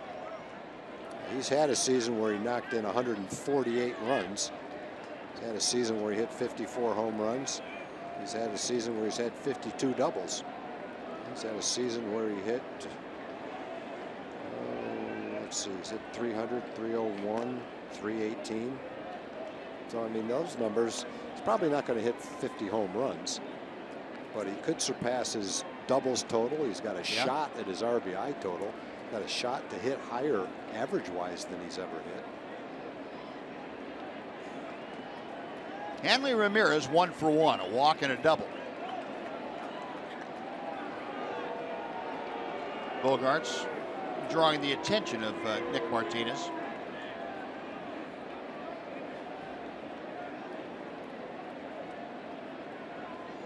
Ramirez double came in the 3rd inning. He was part of that 4-run outburst by the Sox. Drove in his 48th run of the year.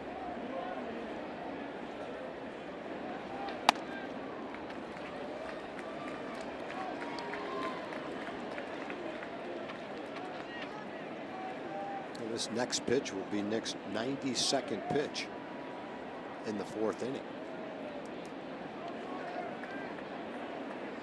The bullpen has been used a lot. Chichi threw 2/3 of an inning. Cole Hamels only 4 yesterday. So in the last 2 days, the starters have only gone 4 2/3 innings. Jeff Bannerston will push Nick as far as he can to get that extra inning if it's at all possible. Rangers have just called up Michael Roth, who is ready to pitch as much as they need him for. He's been a starting pitcher in AAA. Called strike, and it's 2-1.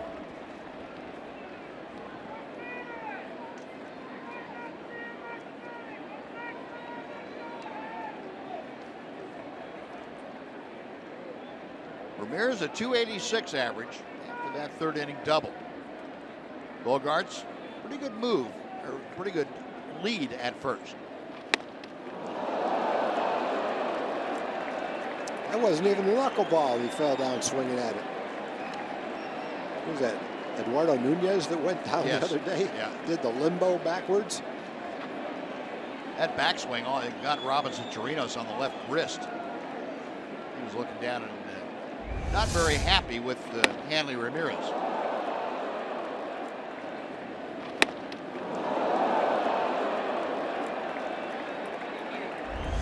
Violent bat speed right there with that swing. Yep.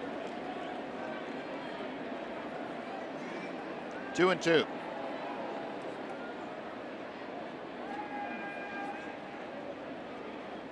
Oh, good move that time. Almost had him leaning the wrong way.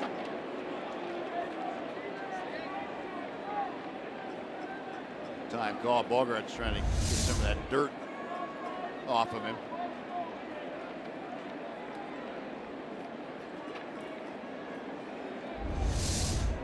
Ball got there in time. If Profar had been able to slap that tag down quickly, they would have gotten him.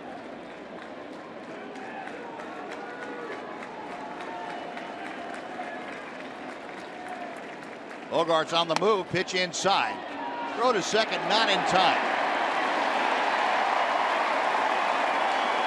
Stolen base for Bogarts.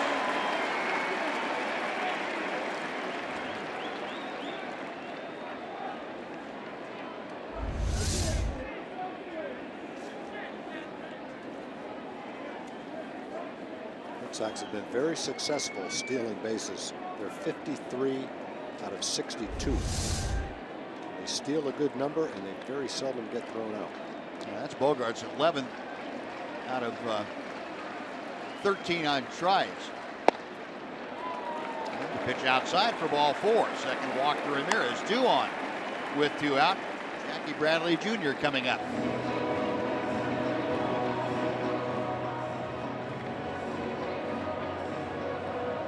Nick Martinez with his 3rd walk of the afternoon.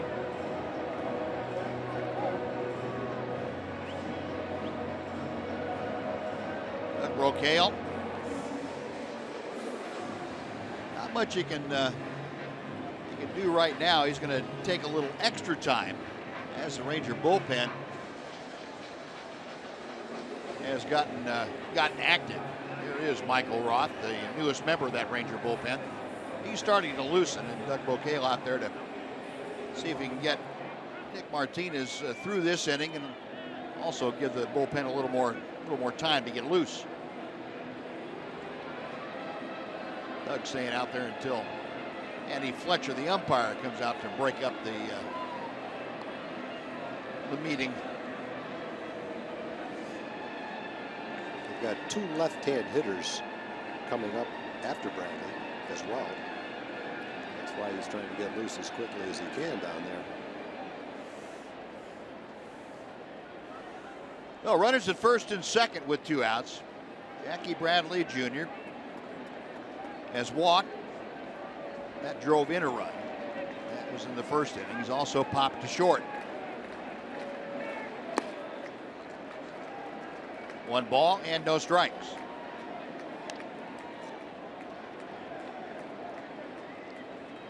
Red Sox 5 runs on 10 hits this afternoon. Rangers have 4 runs on 10 hits.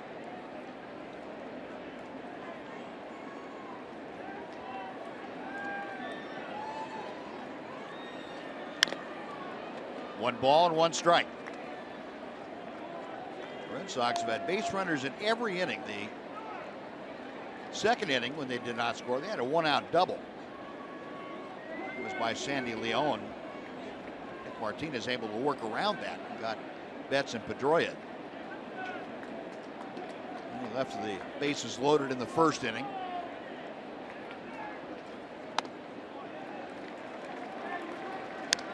He stranded a runner in the 3rd after the Red Sox had scored 4 times.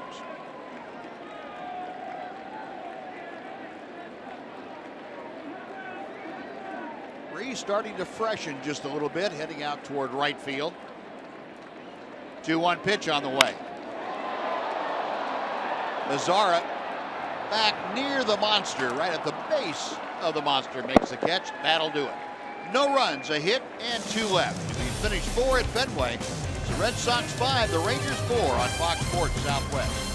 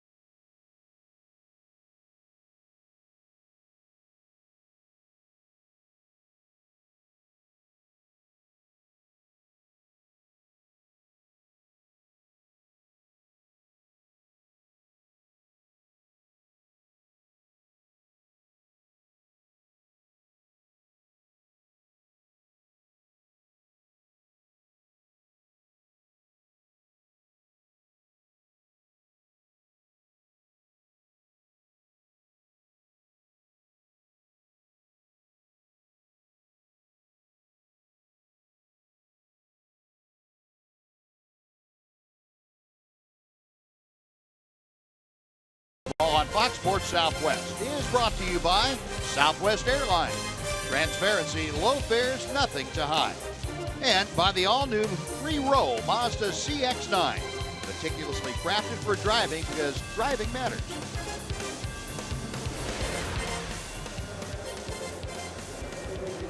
Ranger fans at Fenway Park. One of the Ranger destination trips. Seen a lot of folks at the hotel and out here at the ballpark today enjoying this 4th of July at Fenway Park. Rangers trailing 5-4. They'd enjoy it a lot more if the Rangers went ahead and stayed there. Nomar Mazara takes the first pitch from Rick Porcello for ball 1. Mazara has grounded out twice. Once to second and once to the third baseman Shaw, who was playing over on the first base side of second. Again, the Sox in that over shift. 3 infielders on the right side of the diamond. 1 ball, 1 strike. Good look at the defensive lineman. Outfield, as you can see, pretty much straight away. Jackie Bradley, a center fielder, maybe a couple of steps toward right center. Slowly hit again out toward Travis Shaw, the third baseman. Well, sometimes, Buzz, we've seen that shift with Mazara at the plate or other hitters at the plate, and the pitcher will throw him fastballs away. But in most of these at-bats with Mazara, they've played him to pull like that, and they've been throwing him a lot of off-speed pitches, a lot of slower pitches, which has allowed them to make plays on the right side of the infield 3 different times. Yep. So they're playing him that way, but they're pitching him that way too. Adrian Beltre, who is 2 for 2 today, a pair of singles, takes strike 1. Yeah, in that case, the shift makes a lot of sense. Exactly. You're going to do that.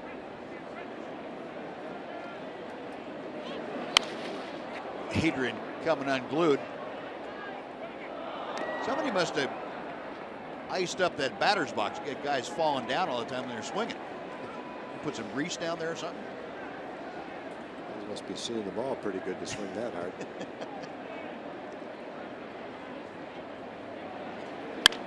That ball hit high in the air to center. Jackie Bradley using his bare hand to shield his eyes. 2 gone. Prince Fielder will be next.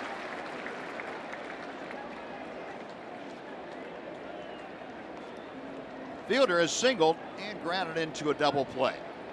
1 out of 2. That average at 219 as he steps into the box.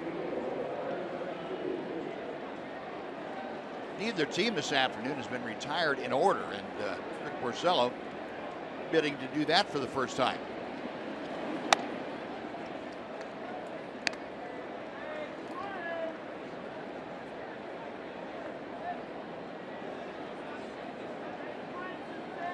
Fielder's single was a rocket off the wall in right field back in the first inning. Pitch foul back. The official scorer decided, even though he made second on the play, that he took second as a result of the throw coming in toward home plate. I guess they don't know how fast Prince Fielder really is. I mean, he just legged that thing out. Little looper out into right center field, going out. A trio of Red Sox can't get to it. And Prince Fielder with his second hit of the day. So still no team has been retired in order. Rougned Odor will step in.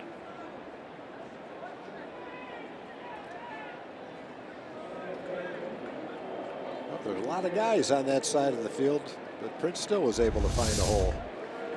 Pedroia went after that like a man possessed, tried to reach out with his bare hand to catch it.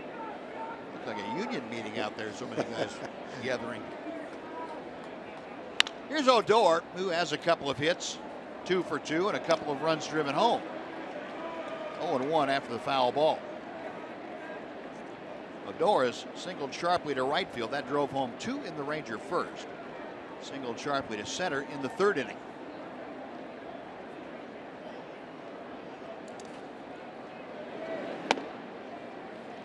One ball and 1 strike. Xander Bogaerts trying to get Travis Shaw, the third baseman's attention. Going into a shift, there's a huge hole at shortstop now with Bogaerts over on the second base side. And instead, it's lofted to left. right there, Brock Holt. So that'll do it. No runs, a hit, and 1 man left. We played half the ball game here this afternoon. 5-4 Boston on Fox Sports Southwest.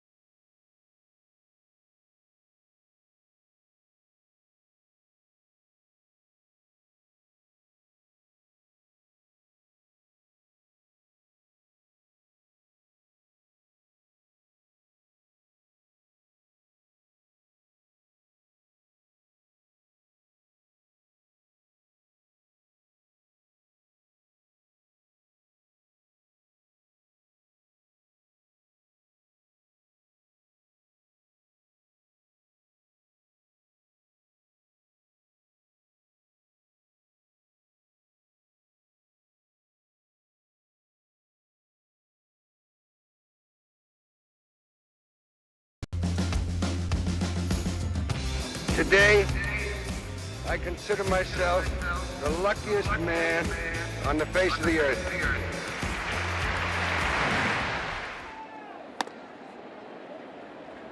We are fortunate to have this great game of baseball to enjoy on the 4th of July, along with our many other freedoms. Thank you again to the men and women serving around the world and here at home who protect those freedoms by their service to our country. Brock Holt starting things off. There's a good contingent of sailors out there. We're all part of the pregame ceremonies here at Fenway Park. Brock Holt hit a 2-run home run that is the difference in the ball game. That was his last time up in the 3rd inning. Holt 1 for 2 today. Elvis on to Profar, 1 gone. And before Travis Shaw steps to the plate, let's send it back to Dana Larson for a Chevy game break.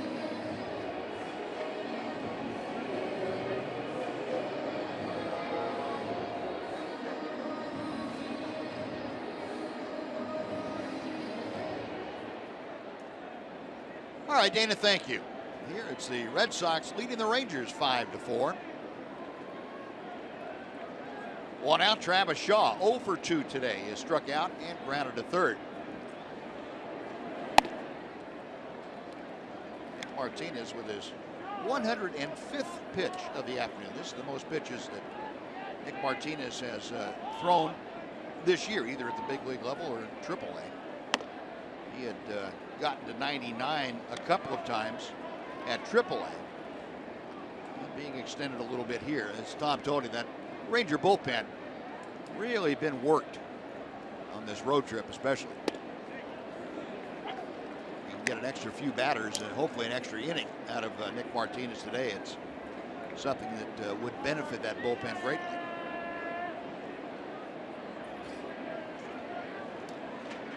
Two-one pitch. Line to right toward the alley. It is going to be off the wall on a bounce.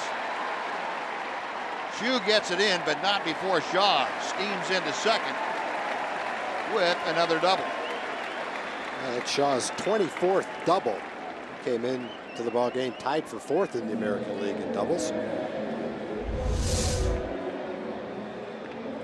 Pretty tough pitch to hit that far. That ball's way down and out of the strike zone, 4 or 5 inches low. He went down and golfed it Didn't just loop it out to right center field. He drove it out there. And that double is going to cut short Nick Martinez's chance to finish this 5th inning. Jeff Bannister has motioned to the bullpen, so he wants to bring in the left-hander Michael Roth for his Ranger debut. Pitching change underway here at Fenway Park. Red Sox on top 5-4. We're back right after this.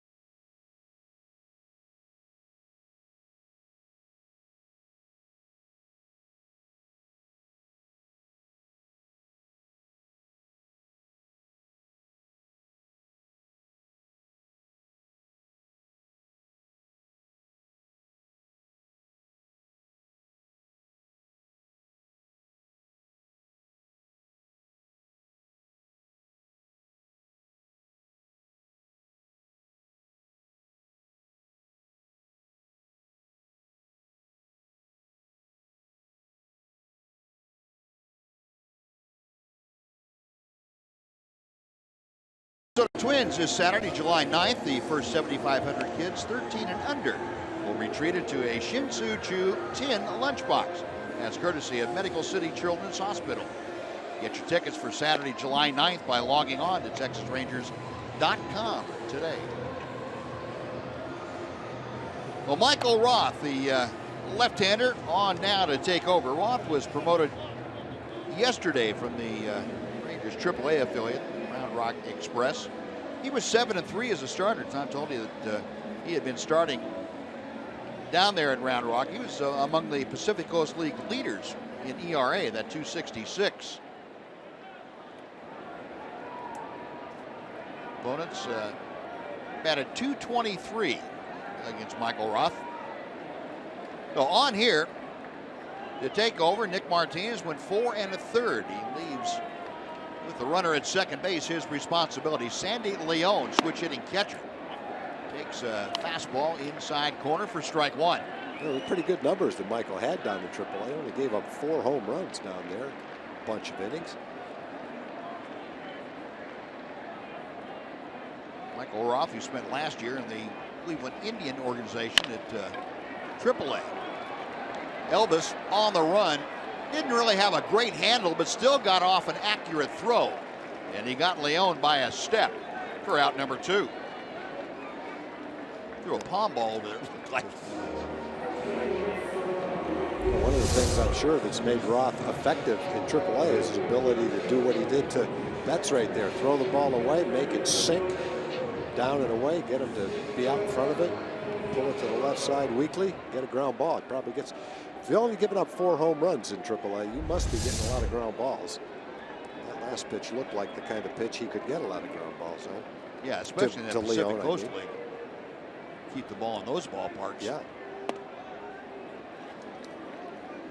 No, Shaw went over to third on the ground out. He's there with 2 outs. Mookie Betts takes ball 1. Betts 1 for 3, had a first inning single. Other than that, a couple of flyouts. Betts a 295 hitter, and he takes a strike. And Michael Roth looks like he'd be a little sneaky fast. Kind of has a slingshot action to him, maybe a little across his body.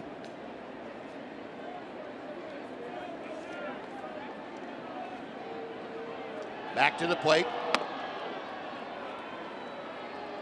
2-1.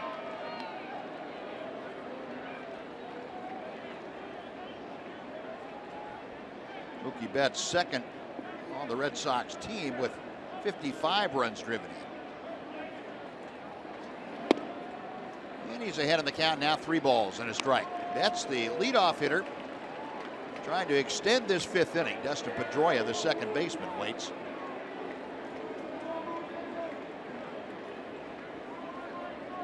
A 5-4 Red Sox lead, and Michael Roth trying to keep it right there here in the 5th inning.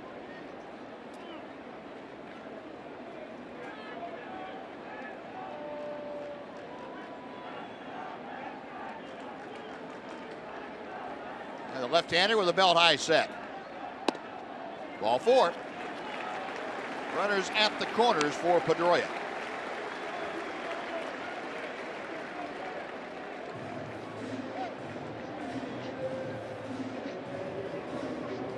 Michael Roth, at the time of his call up from AAA, had been on a pretty good roll. His last 3 starts for the Express, he worked 22 2/3 innings, so better than 7 innings per start. He was 2-1 with a 1.19 ERA in those 3 starts. That included a 2-hit complete game shutout in his last outing of Colorado Springs. Dustin Pedroia, who is 0 for 3, takes ball 1. Pedroia has grounded out twice and lined to right field. Got Travis Shaw down at third, Mookie Betts at first.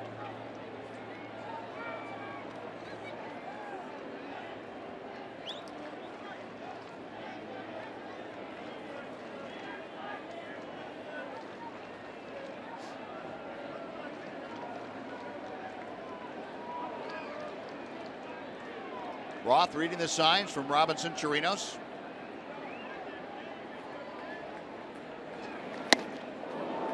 One ball and 1 strike. Talked before about Pedroia, and he does not get cheated. He takes a pretty healthy rip every time he goes after the ball. He's not your little middle infield slap hitter.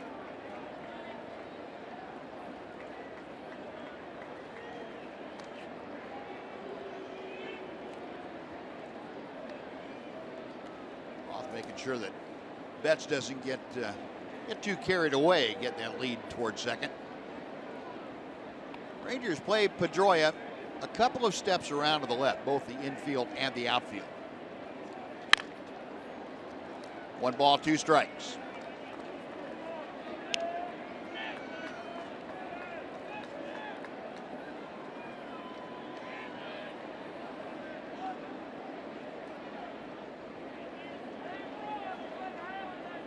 That outing we were talking about for Michael Roth against Colorado Springs, a complete game shutout. He only threw 102 pitches in 9 innings. Walked 1, struck out 3. Base hit to left field. In to score is Travis Shaw, and it's a 6-4 Boston lead. As Pedroia down in the count, able to single through the hole.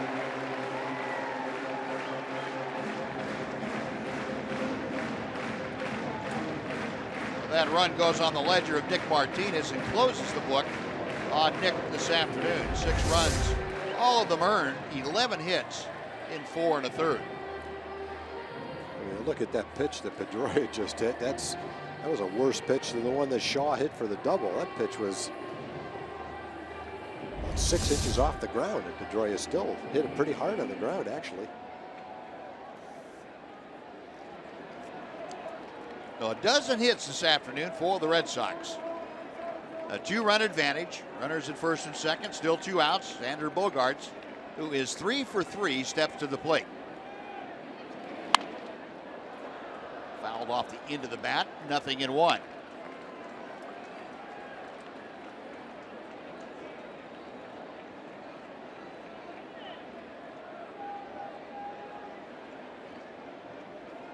Finish that line on Nick Martinez, 4 1/3, 11 hits. All 6 runs earned, 3 walks, and 1 strikeout for the Ranger right-hander. There are 108 pitches, 68 of them for strikes. 0-1 as Roth comes back to the plate.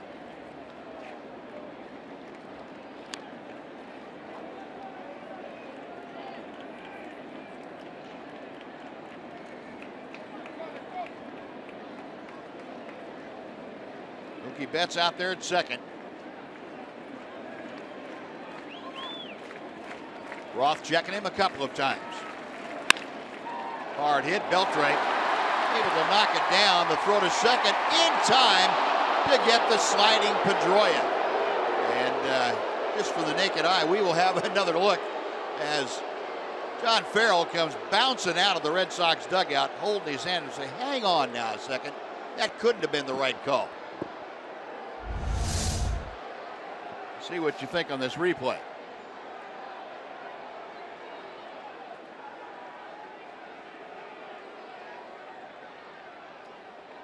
And we'll get a little different angle on that play and show it to you. John Farrell still out in front of the Red Sox dugout.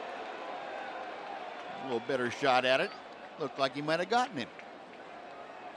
Farrell still waiting for affirmation. They said, take a look at it. Well, the Red Sox are going to challenge this.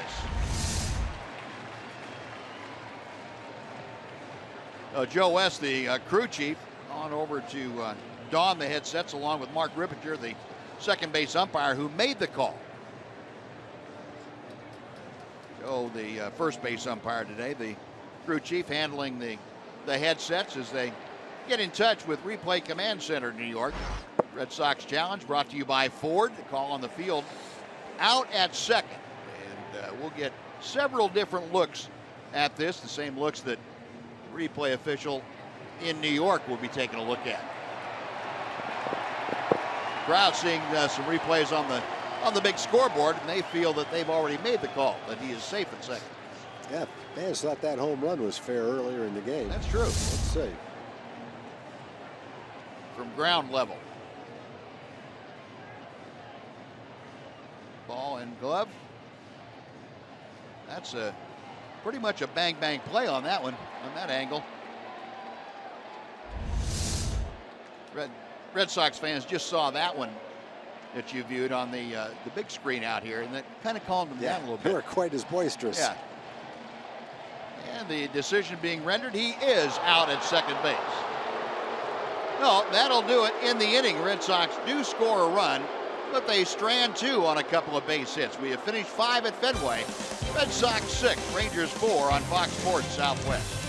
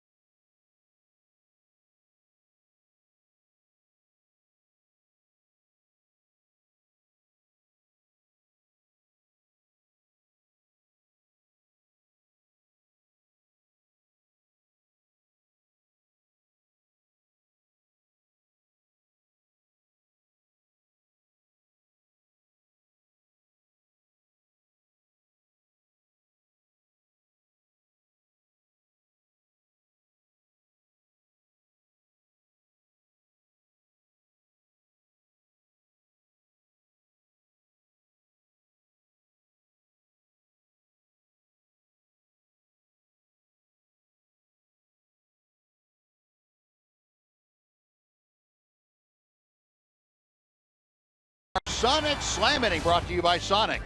Today's jackpot is worth $500 and dinner for two at Sonic Drive-In. If a Ranger hits a home run during this inning, Danny Jordan of Springtown will win $500. And if a Ranger hits a grand slam during this inning, Danny is going to win $25,000. You can register at any participating Sonic restaurant. Jurickson Profar starting things off here in the Rangers' 6th, and takes a fastball for strike one from Rick Porcello. Profar, Andrus, and Chirinos, the first Rangers to swing against Porcello here in the 6th. Jurickson an RBI single back in the first inning. And a fly ball to left in the 3rd. Rangers with 11 hits against Porcello. That tailing fastball makes it 1-2. Talking about Rick Porcello, how about our Kubota power stats with Porcello as the subject? Career high 4 1/4 strikeout to walk ratio. That's 9th in the American League this year. 2 balls and 2 strikes. Porcello also came into the game 6-0 in 7 starts at Fenway Park. Rangers got off to a great start against him, 4 straight hits in the first inning. They've had 6 hits since then. He's just spread them out a little bit, kept them off the board. Now ball, Ramirez, you talk about letting the ball play you. Ramirez sitting down to glove that and throws to Porcello covering. Well, it's an out, so you can't say much, but I wouldn't give him any points for style on that play. That ball was hit about 180 miles an hour the way he caught this ball. You know, you see a play like that from Hanley Ramirez, it's hard to imagine him being the kind of shortstop he was when he first came up. He was a pretty good shortstop. And he makes plays like that. You just wonder what happened to all of that instinct. Yeah, it's affecting him more in the field than it is at the plate. He still takes a pretty good rip at the plate. He does that. He makes plays in the field like he's playing in an old-timers game sometimes. Elvis Andrus now takes a breaking ball for strike one. Elvis 0 for 2, a couple of ground outs today.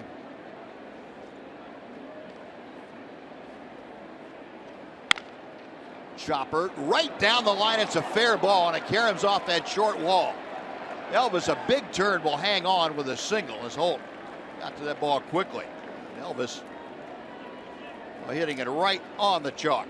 Yeah, there's so many parts of this ballpark that gives you something other than what you would get in a different ballpark.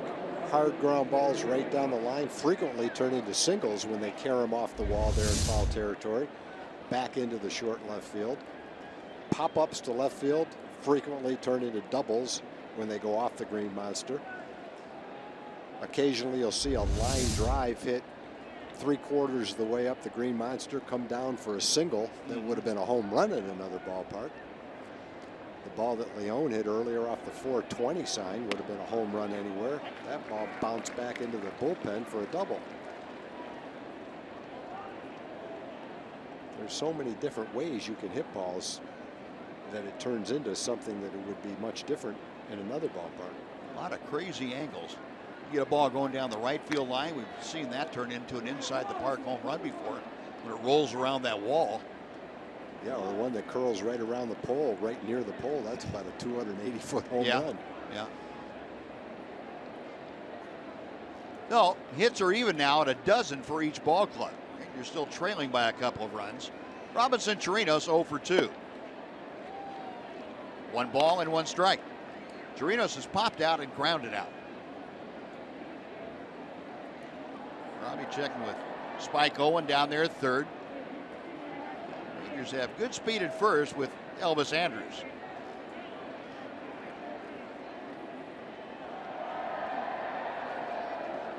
There goes Elvis.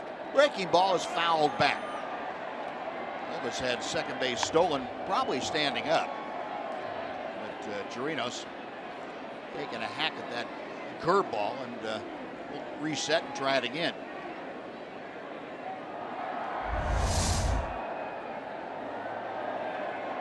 Elvis got a pretty good jump.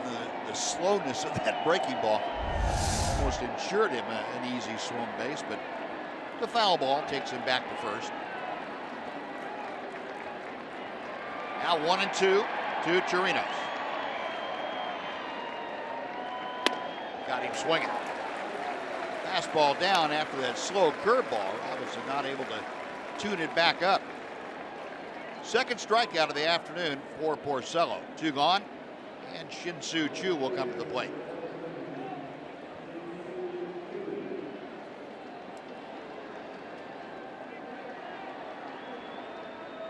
Choo doubled off the Green Monster his last time up. 1 for 3 today. Currently hitting at .265, trying to pick up Elvis from first. The shift is on by the Red Sox.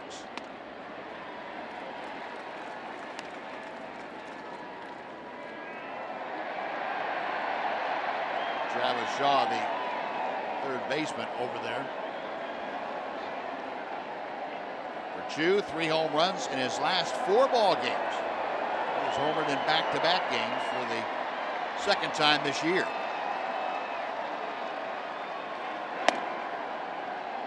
One ball, 1 strike.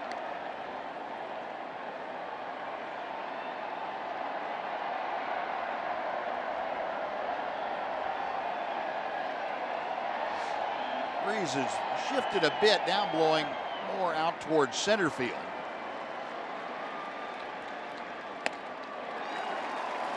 One and 2. That for Porcello, pitch number 100 this afternoon.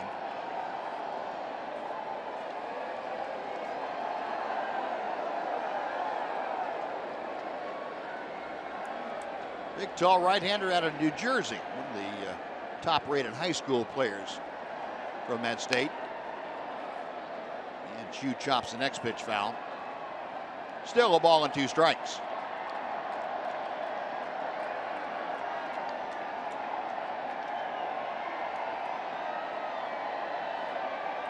Leone out to have a little chat very quickly with Rick Porcello.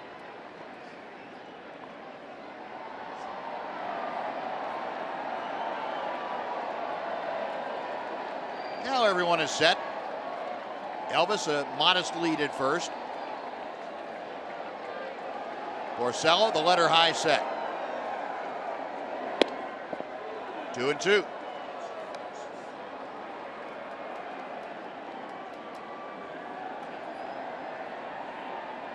Choo has had a big impact on the Ranger offense since coming back from the disabled list. Getting back in that leadoff position. Good job getting on base, really igniting the Ranger offense. Got him swinging here. Back-to-back strikeouts for Porcello. Rangers get a hit, but strand a runner after 5.5. It's the Red Sox 6, the Rangers 4 on Fox Sports Southwest.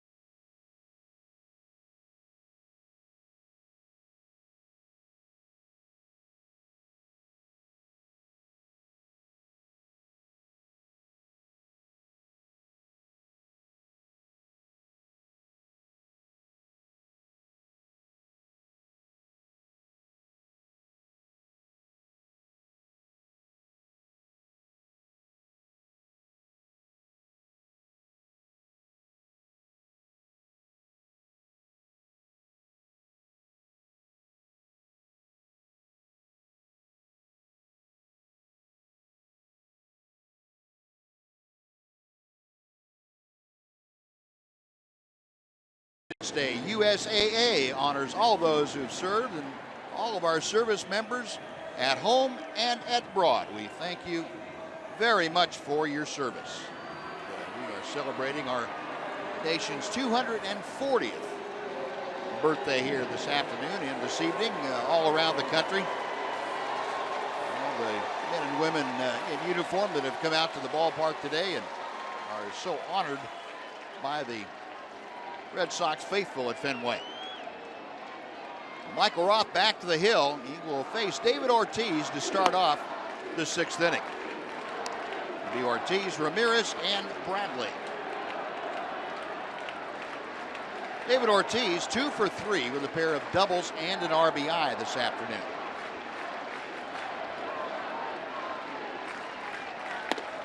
Michael Roth missing inside, 1 ball and 1 strike. Michael Roth came on to pitch last inning. 26-year-old out of Greer, South Carolina. Played his college ball at South Carolina. Made his major league debut with the Angels back in April of 2013.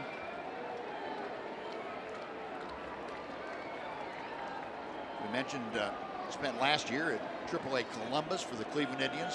Rangers brought him on board, and he gets a fly ball to center. Oohs and ahs from the Red Sox fans, with that ball staying in the ballpark. Easily played by Ian Desmond. That is out number 1. And how about another guy in this ballpark that had a pretty fair last season himself, Ted Williams. .316 average for him, 29 home runs. There was a lot of talk about him falling just short of 30 that year. 113 games for the Red Sox, 72 RBI for the Splendid Splinter. Yeah, his on-base plus slugging percentage was almost the same as Ortiz's at around 1,100. We're talking about Ortiz and how many doubles he's hit. He's hit 34 doubles. The Red Sox record for doubles was set by Earl Webb in 1931, 67. We're halfway through the season, and Ortiz is halfway to that doubles record. Ramirez takes high and tight, 1 ball, 1 strike. Yeah, some of those records we go back and, well, the doubles. I remember the RBI, Hack Wilson's record for RBI. You say, how in the world could anybody possibly ever reach that? And then Ortiz has it a year like they said, oh, that's how. Yeah, might be able to do that. Got 8 more games now, which can help. Got the DH, which has certainly helped Ortiz. Right.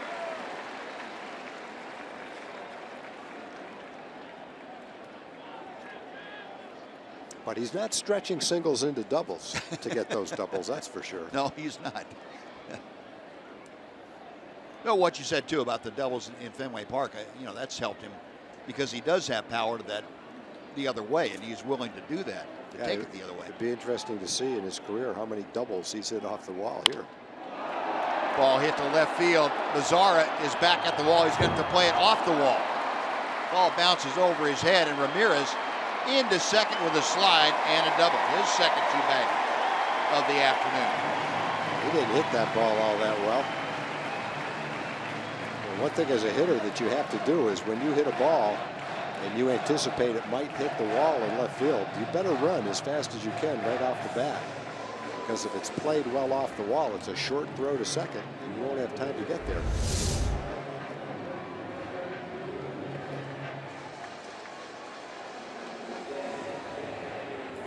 Nomar Mazzara, a fairly quick study in playing left field at Fenway. Nomar and Ian Desmond were both out with Jace Tingler prior to the ball game today. Jace was explaining all the different angles to them and how they needed to play the caroms. Popped up by Bradley down the left field line. Tough play. Mazzara can't make it, and it bounds into the stands for a ground rule double. Ramirez will score, and that makes it a 7-4 Red Sox lead. Another one of the oddities at Fenway Park. Ball slicing back toward the field of play down either line, and you run out of room very quickly. You don't have a lot of foul room down there. The wall will sneak up on you, and Nomar going toward the line and got a little gun shy, which is normal for you to do. Yeah, so many of the new parks are symmetrical. There's not a whole lot of difference other than the wind and the sun playing in one park from another. But this one, as we've described all day long, has so many different angles and distances that it's much different playing here than anywhere else. There's not a lot of room in left field, but there's a lot of things to contend with. So a 3-run lead now for the Red Sox. Here's Brock Holt, who is 1 for 3 with a 2-run home run.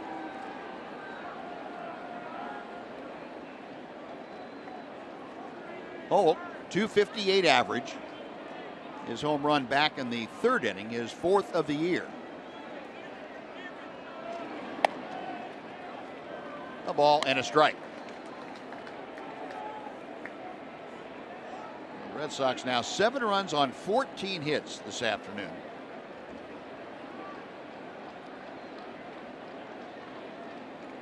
Jackie Bradley Jr. out at second. Has a very modest lead as Michael Roth checks him. Catches the outside corner.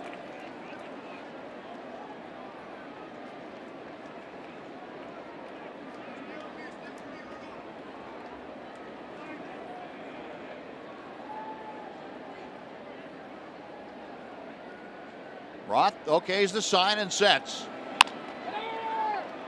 Profar will take it to the bag ahead of Holt. That's out number 2, and on to third goes Jackie Bradley. He's there for Travis Shaw. Well, folks, the first 15,000 fans to the ballpark on Sunday, July 31st will be treated to the Green Dot bobblehead. That's courtesy of Nitto Tires. Rangers taking on the Kansas City Royals that afternoon. It's the second in a series of 3 dot bobbleheads this season. Get your tickets today at TexasRangers.com and be sure to collect all 3 dot bobbleheads.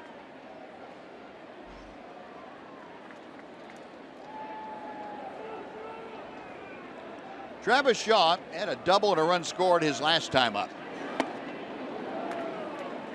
0-1. Ranger fans, it's a section that folks on the Rangers Destinations Tour got seats to the ball game today out in Fenway. Those seats are not exactly easy to come by. If you just walked up to the gate at Fenway and said, "I want to get in, I want to sit up there in those seats," they'd laugh at you. Are you on the list? Did somebody put you on the list that died and gave you their tickets? Say no. Those must be seats that are obviously not season seats. The Rangers must have purchased those a long time ago to have them available like that. Red Sox seats have been passed down in families from generation to generation by tradition. Seats 38,000 plus now. It's increasing. I remember coming here before they added the 3rd deck, even with the press box now. Matter of fact, the 2nd deck didn't go around all the way. They've added about 4,000 or 5,000 seats in the last several years. 2 balls and 2 strikes to count. All the seats out there on top of the Green Monster, all those have been added.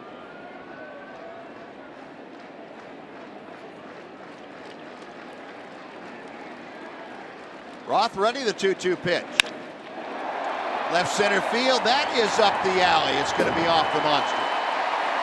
Karam played, and he's going to hold Travis Shaw to a long single, but in to score Jackie Bradley Jr., and it is an 8-4 Boston lead.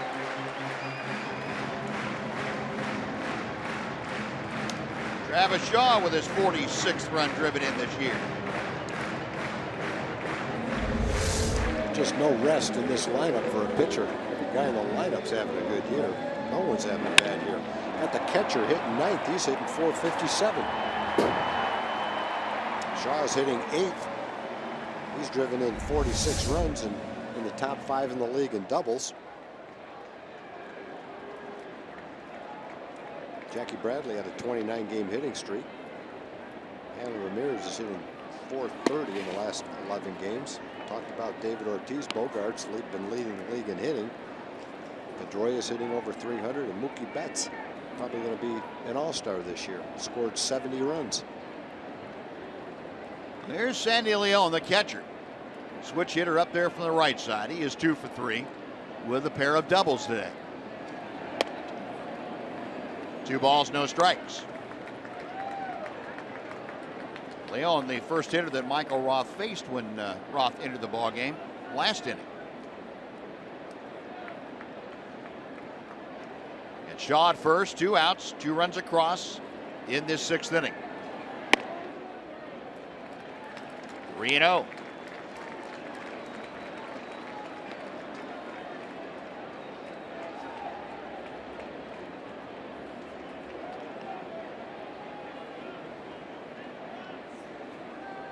Off the southpaw, back to the plate, and fires a strike.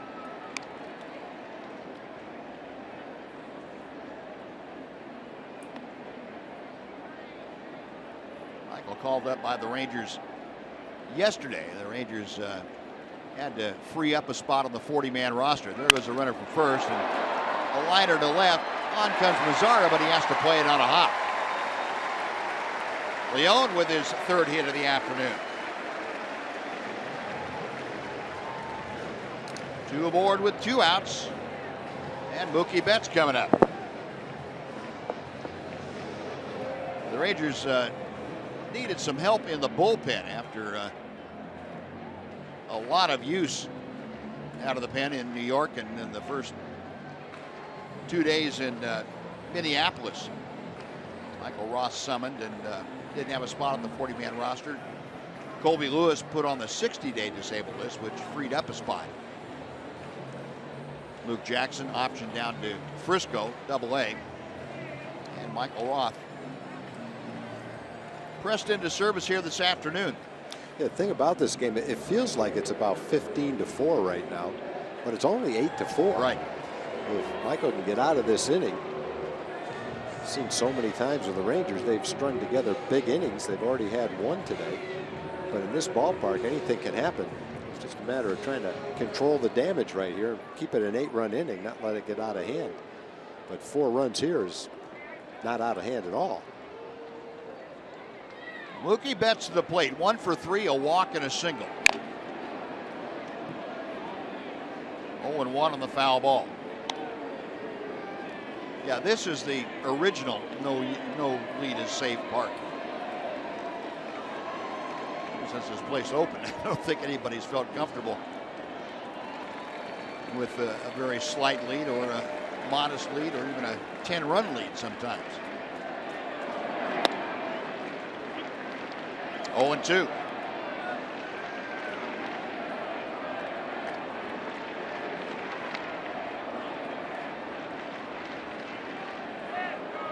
Mookie Betts walked his last time up. That was after flying out in both the 2nd and the 3rd.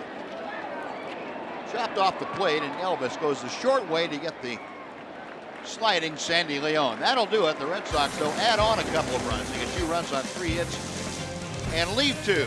On to the 7th, 8-4 Boston.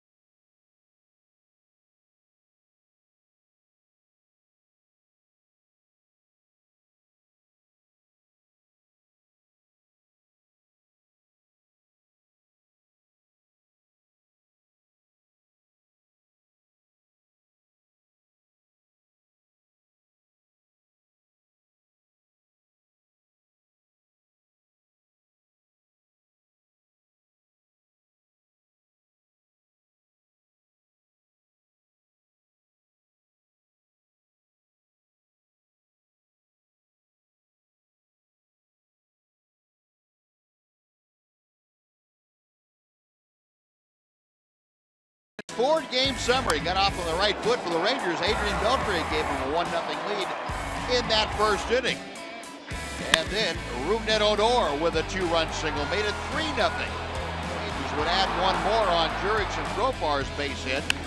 Back gave the Red Sox. Brock Holt a 2-run home run in the third. It turned out to be a 4-run inning, giving the Red Sox the lead. They added 3 more runs as the game has gone on, and now lead 8-4 as the Rangers come back in the 7th. And Matt Barnes has come out of the Red Sox bullpen to take over for Rick Porcello. Barnes appearing in his 32nd game. He is 2-3, that ERA at 3.20. He will face Ian Desmond to start things off. Nomar Mazara, Adrian Beltre to follow. And Barnes pumps in strike one. Rick Porcello, 6 innings, 12 hits, 4 runs. They were all earned.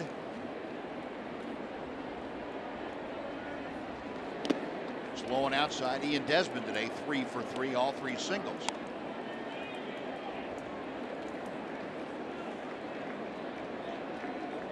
No walks again for Porcello with 3 strikeouts.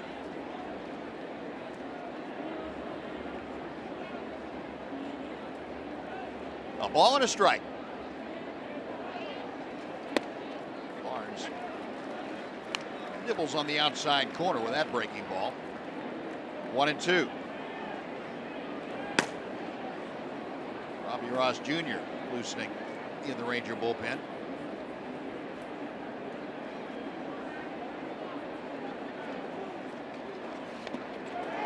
Check swing.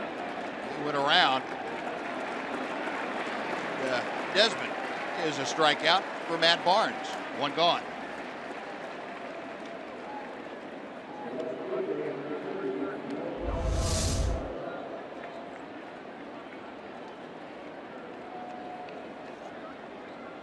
Let the fans at home make the call. Make your own call on that one. That was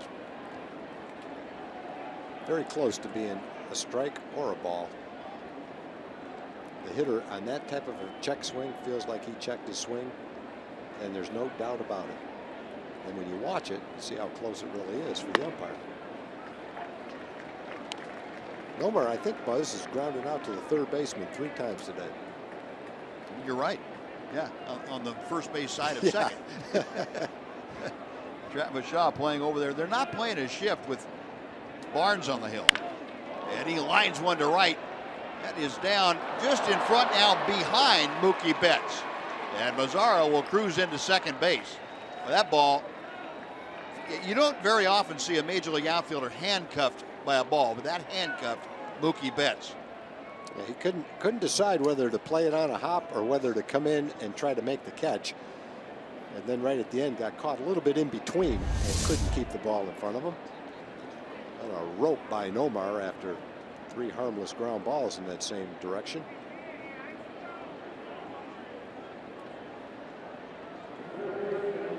No, that's going to be a single and an error. And for the Rangers, their 13th hit of the afternoon. That's a first for Nomar Mazara. Brings up Adrian Beltre, who is 2 for 3.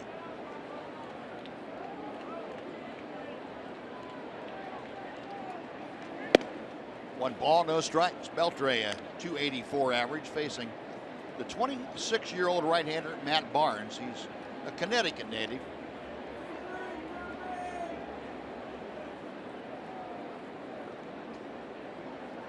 Played at the University of Connecticut. And he was drafted in the 2011 draft by the Red Sox, 19th overall pick. 1 ball and 1 strike. Matt Barnes made his major league debut with 5 games in 2014. Last year, he was in 32 ball games for the Red Sox. Went 3-4 with an ERA of just over 5.25.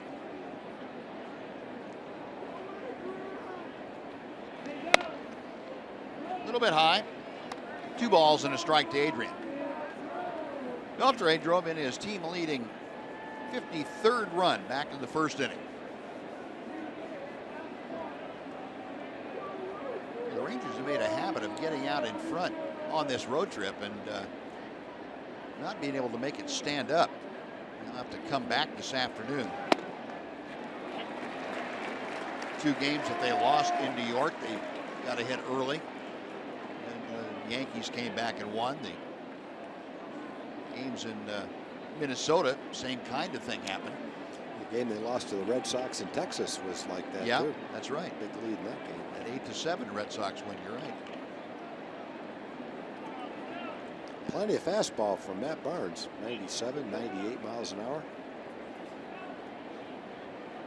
Sandy Leon out to talk with him along with Hanley Ramirez.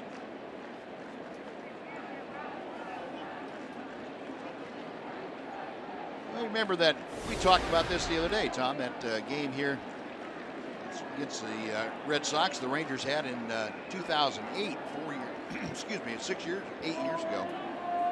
In August, Red Sox put 10 on the board in the first and had to scramble to come back to win in 1917. The Rangers took the lead. They scored 13 runs in the 5th and 6th inning. Red Sox came back with 4 in the 8th. I remember the 19-17. I didn't remember the Red Sox scored 10 in the first inning. Wow. What a game. The ultimate no run, no lead is safe here in Fenway. 2-2 the count to Adrian. Poked out a play to the right. We'll try it again. Guy bobbled it. He had it in his hand twice. Reached up, speared it, knocked it down. Thought he caught it, and out of his hands and down below it went. Watch, poor guy. Nice stop. Had it. Oh no. The question is, will he ever live that down? Probably not.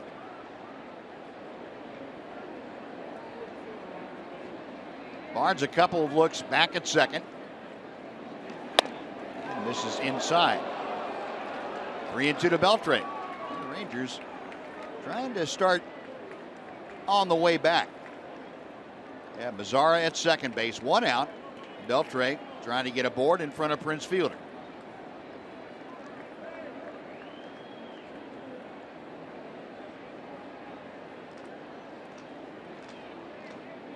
Quite possible that if Barnes loses Beltre, puts the tying run at home plate, that Robbie Ross Jr. would come in to face Prince Fielder.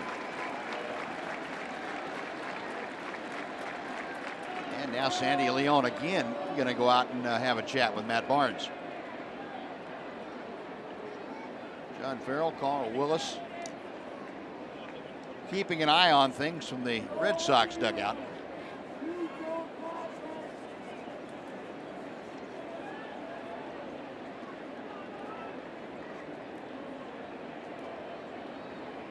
Leon back down behind home plate. Matt Barnes ready to work to Adrian Beltre, who gets back into the box. 3-2 with 1 out.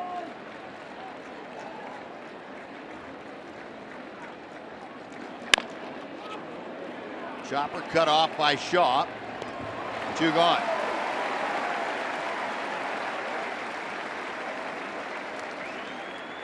Prince will bat, but not as the tying run as the Rangers would hope, or I should say the tying run on the on-deck circle as the Rangers would hope. Well, folks, in recognition of this July 4th weekend, Fox Sports Supports is proud to team up with The Mission Continues, empowering veterans who are adjusting to life at home and finding purpose through community impact. Visit foxsportssupports.com to learn more.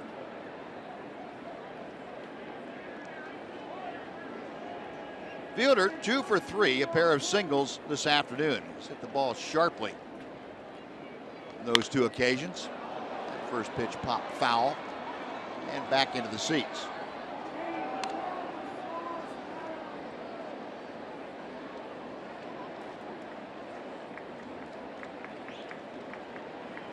Prince at 222 now.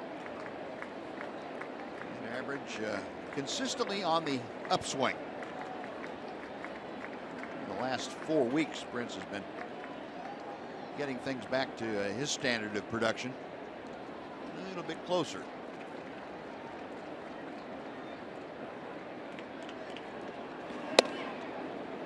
One ball, one strike. Matt Barnes, not the quickest worker in the world. Notice that the series down in Arlington, but he's very deliberate.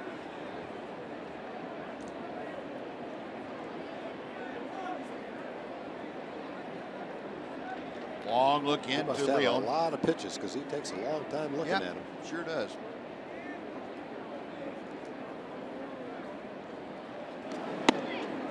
Backdoor breaking ball. It's 1-2.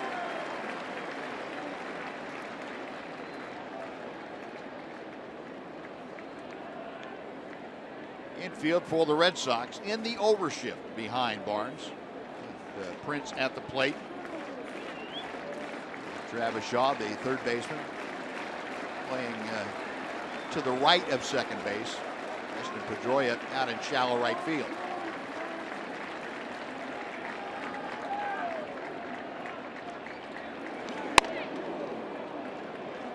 Two balls, two strikes.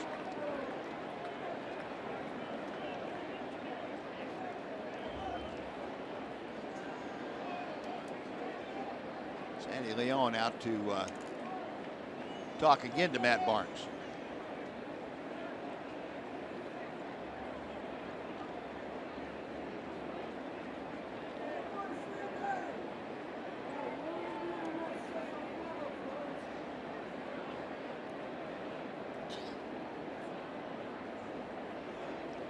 Now the right-hander has a pitch with which to work. Prince a little tired of waiting back out.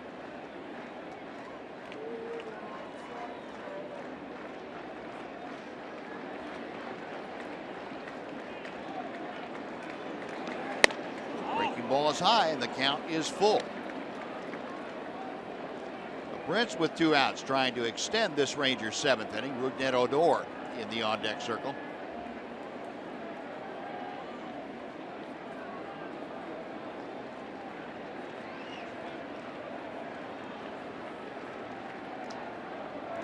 Leon with a series of signs. Barnes picks one out. Payoff pitch.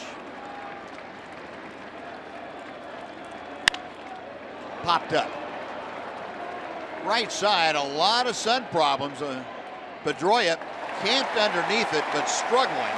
Makes the catch, and that'll do it. No runs, a hit. One man left. We'll take the stretch at Fenway on this 4th of July with the Red Sox leading 8-4. And now let's join the Fenway PA announcers. He introduces God Bless America. Ladies and gentlemen, the Red Sox Foundation helps make dreams come true for the families of New England. Each afternoon, you aid in these life-changing efforts by supporting the 50-50 raffle. Today's winning numbers are now posted on the center field video board. And now, before Josh Cantor leads us in Take Me Out to the Ball Game on the Fenway organ, we ask you to please rise. Here to perform God Bless America, please welcome a member of the United States Coast Guard Band who is proud to honor our service members. Please welcome Petty Officer Megan Wyklingen. God bless America, land that I love. Stand beside her and guide her through the night with the light from above, from the mountains to the prairies, to the oceans, white with foam. God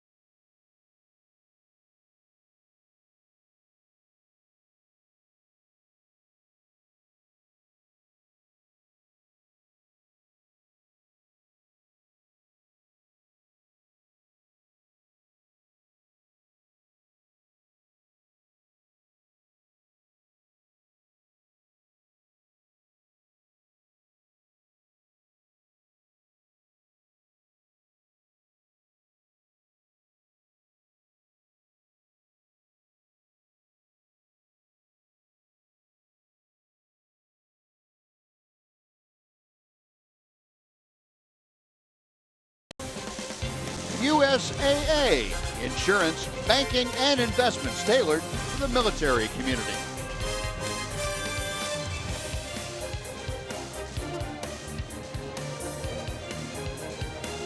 Boston, Massachusetts, the scene of this afternoon's ballgame here at Fenway Park.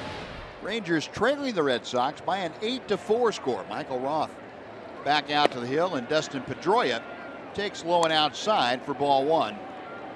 As we get underway in the seventh inning, Pedroia, Bogaerts, and David Ortiz, the first three hitters to face Michael Roth. Pedroia, an RBI single his last time up.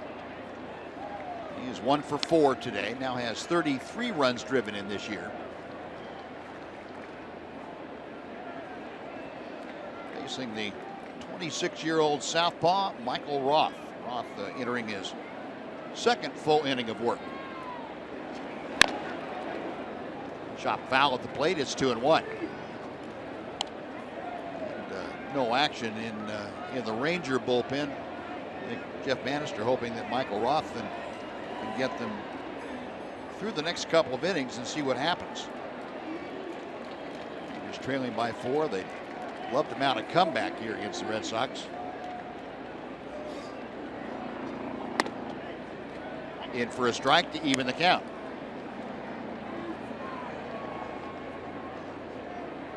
Oji Wahara, former Ranger, loosening in the Red Sox bullpen.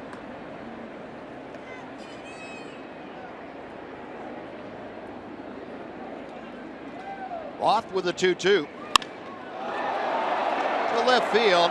Bazara at the wall looking up. That ball's gone. A Fenway home run over the monster. Dustin Pedroia with his 8th of the year. It is 9-4.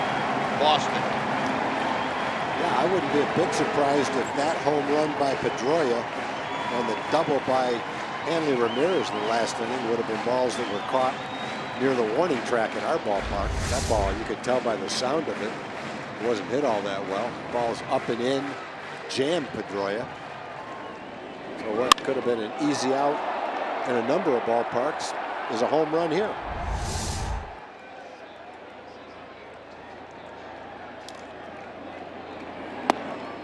And the first pitch to Xander Bogaerts in for a strike.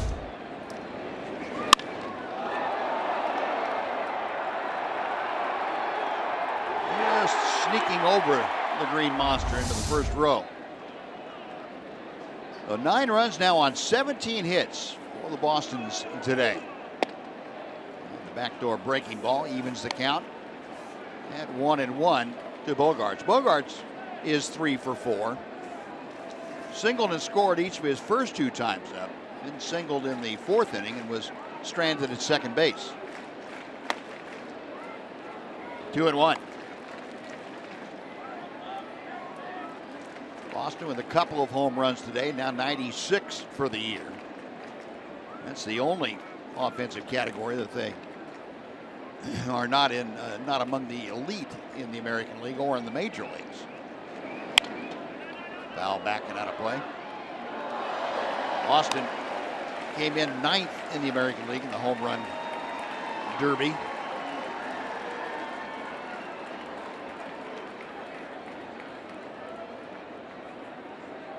Quick note on Dustin Pedroia's home run. That was his 500th career extra base hit. The 2-2 pitch. And a chopper right down the line is foul. Probably a good thing. Adrian Beltre playing fairly deep, and Bogaerts good enough speed, he would have legged that one out.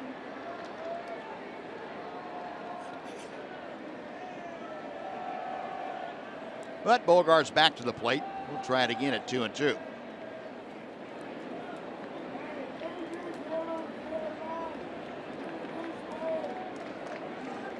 Shadows starting to creep in toward home plate. See the light standard shadows on the third base line, and shadows from the tall press box here sneaking out toward home.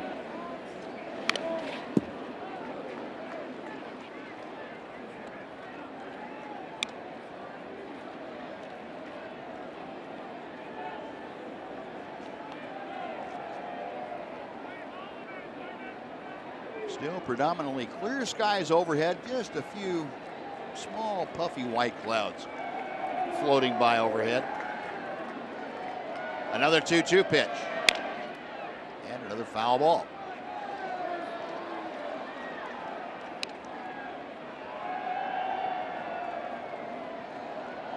Bogarts, who currently is hitting at .338.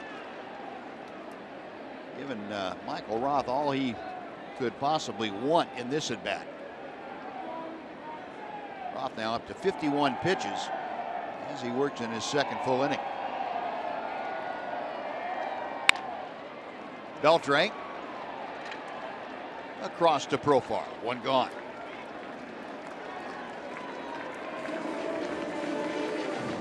David Ortiz next before he steps in. Let's send it back to Dana Larson for a Chevy game break.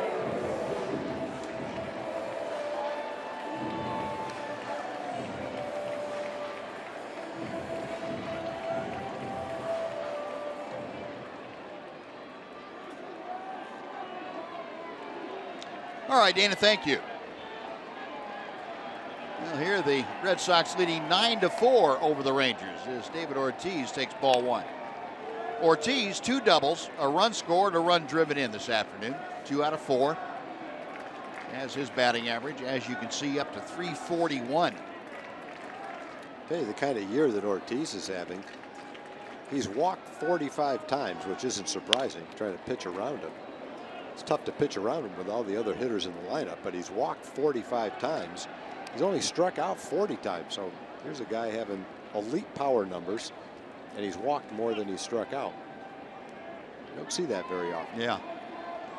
Well, that's a good point. It's about as complete a year as you could possibly have, I would think. It really is. And he's 2 for 2 stealing bases.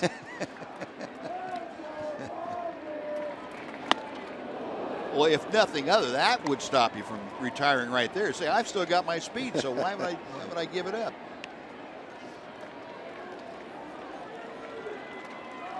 One and two.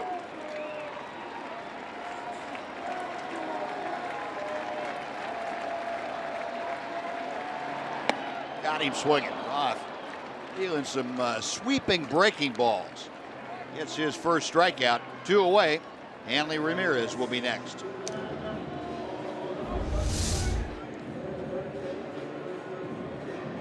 That's a good slider. It's tempting enough to make Ortiz swing at it, and once he does, he can't hit it.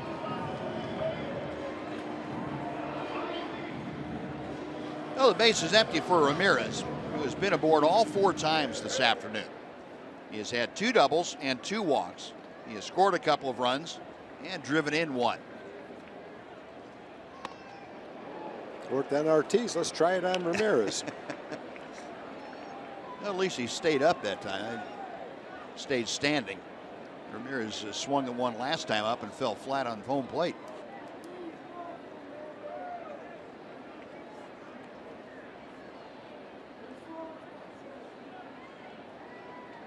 Michael Roth peering in for the sign. Now he's ready to go. 0-2.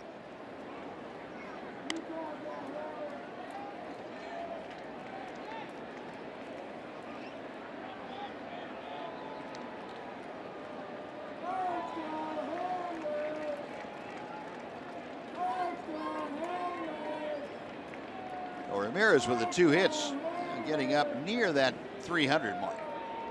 288.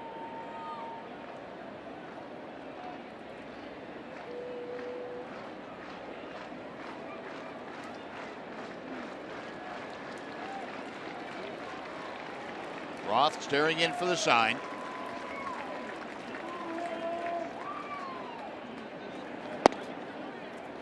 A ball and 2 strikes.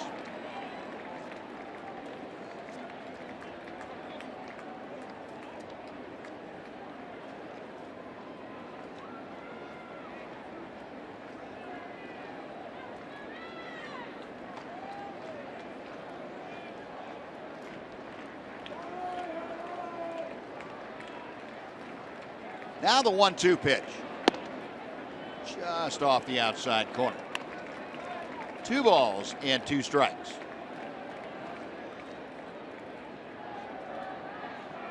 Henry Ramirez, back where things began for him. He originally was with the Red Sox, signed as a free agent with them back in 2000. And he's gone on strikes. Angry, flinging his bat away. He is out. Roth gives up a run on the Pedroia home run. We'll go to the 8th inning. It's the Red Sox 9 and the Rangers 4.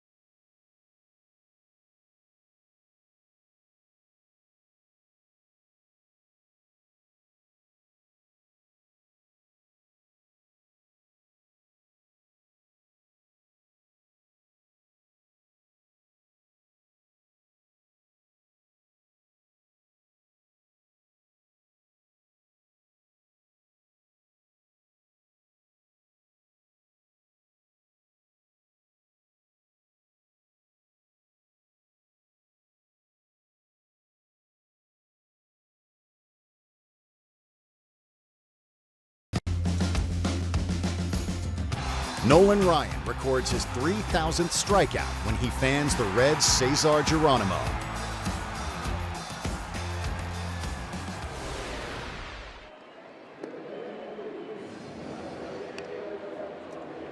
Nine to 4. Red Sox leading the Rangers. We head to the top of the 8th inning. Rougned Odor will lead things off. Koji Uehara, the former Ranger, has come out of the Red Sox bullpen to take over.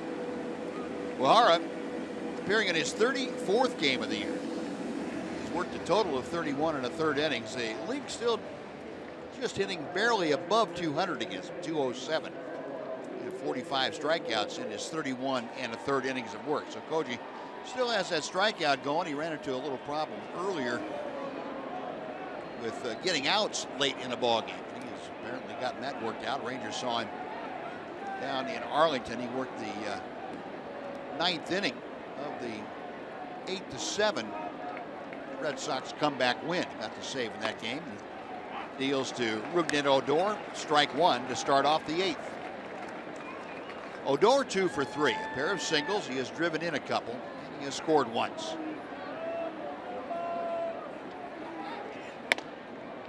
Fastball, as is Koji's custom, a little bit high.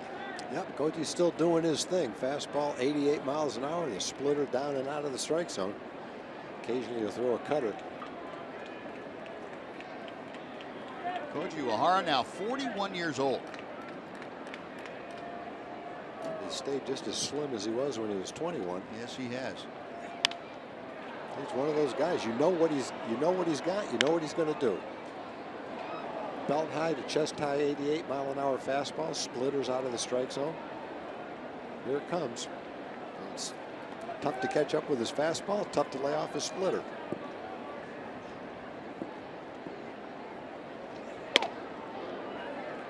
Two balls, two strikes. So as a hitter, what do you do going up against him? I don't know. I wouldn't have much luck against guys like this because I would swing at the high fastball and I'd swing at the cutter right in the dirt. It's a lot of tempting things he's doing. Odor going deep to left field toward the monster. Goodbye. Well, Rougned Odor taking advantage of the friendly confines of Fenway Park.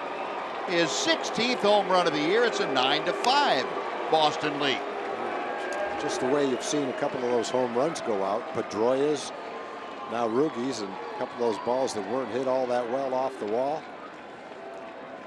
Shows you why everybody says in this ballpark the game's never over till the last out, because it's so easy to score runs here.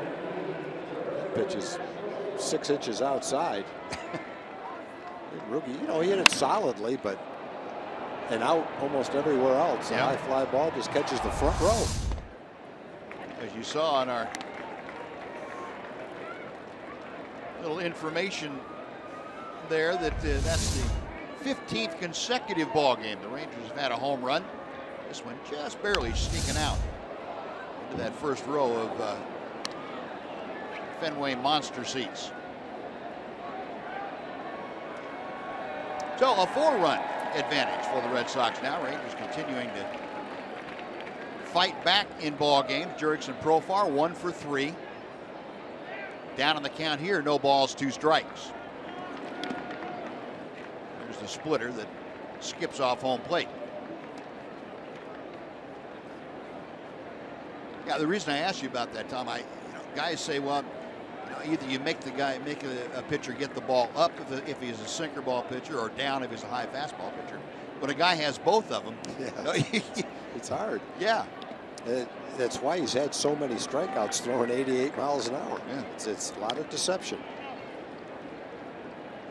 Looks like he uses the world's biggest glove, too. He's not a very big guy, which probably makes it look that way. Just looks like he got a basket on his hand. And it always borders on a little bit more orange than anybody else's. Yeah. 2 hopper to Pedroia. Will throw out Profar. That's the first out of the 8th inning. Next will be Elvis Andrus. Well, we'd like to remind you while we have a second, MLB.TV Premium, the #1 live streaming sports service, delivers everything you've come to expect and more. Watch every out-of-market game live in HD on over 400 supported devices. It includes a free subscription to At Bat Premium, the #1 app for live baseball. Blackout and other restrictions apply. Just visit MLB.TV for details. When Koji gets hurt, he tends to get hurt on the long ball, not like the one that Rubnet hit. Most of them are high fastballs. The hitter, I'm sure, just goes up there saying, I'm going to look for a fastball. The ideal way is to look for a fastball for a strike and not swing at the splitter. But even with a game plan, it's pretty obvious when he strikes out 45 in 31 innings that guys have a hard time doing that. 0-2 to Elvis. Elvis, that time Elvis got a splitter that stayed up. That may be the one area that, you know, his high fastball and that high splitter that stays up start in, you can kind of zero in on. But yeah, if you got a high one, it'd be pretty easy to hit.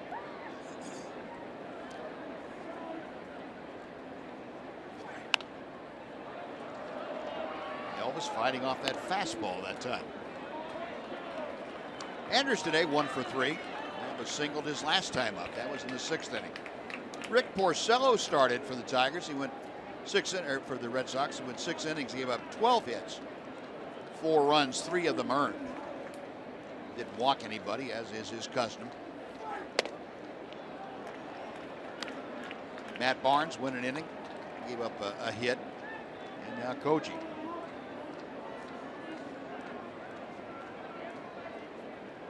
One-two pitch.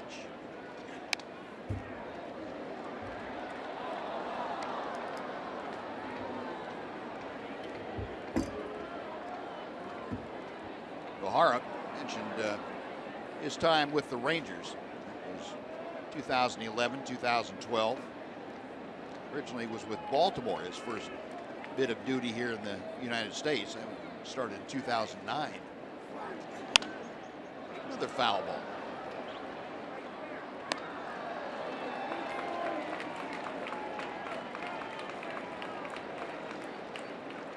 Last year with the Red Sox, 25 saves for Koji. 2-4 with a 2.23. The year before, he had 26 saves in 64 games. Just missed the outside corner, 2-2.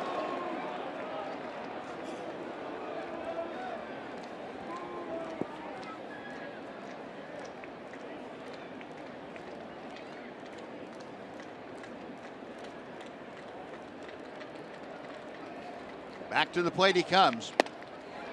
And again, just off the outside corner. Those two pitches right on top of each other and maybe about 3 inches outside the zone. So full count. Elvis trying to get aboard with one out here in the 8th. Robinson Chirinos swinging it back, getting ready. That ball's ripped up the alley to left center. Headed toward the monster and off the monster. Bradley plays the carom, sliding into second with a ringing double. Here's Elvis Andrus. Yeah, that's kind of a good plan right there. Hang in there, foul some pitches off, get him in a count where you're pretty comfortable you're going to get a fastball, and get a good fastball, a strike, and then hit it. That's what Elvis was able to do. 88 miles an hour right down the middle of the plate. Rip it into the gap. Oh, with that one-out double, Elvis is his second hit of the day, and Mitch Moreland has grabbed a bat. He is coming up to pinch hit for Robinson Chirinos.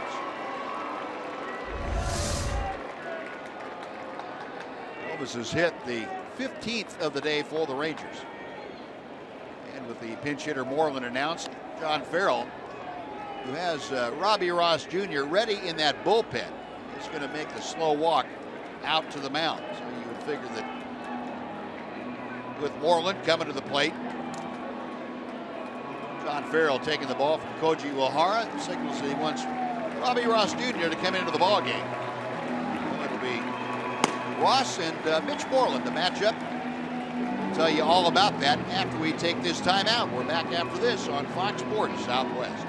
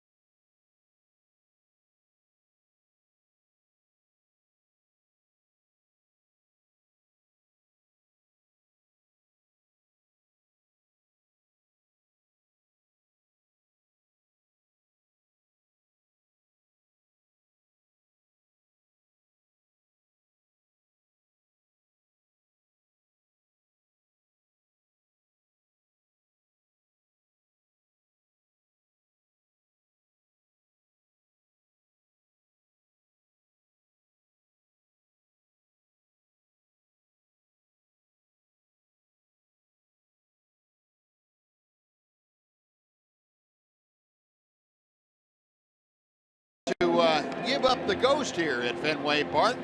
They have scored 1 run. They're looking for more. They have Elvis out at second base. Robbie Ross Jr., the 27-year-old left-hander, former Ranger, has come on in, and he is brought in to ostensibly face Mitch Moreland, but Jeff Bannister, with this change in pitchers, has gone to his bench once again. He will have Ryan Rua now pinch hit for the pinch hitter. So Moreland, just his presence brought the pitching change that brought Ross to the ball game.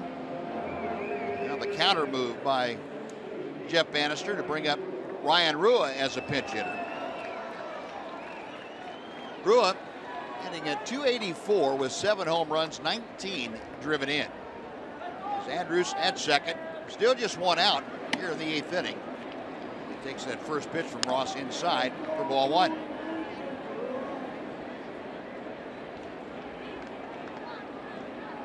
Against left-handers at .367 average for Rua.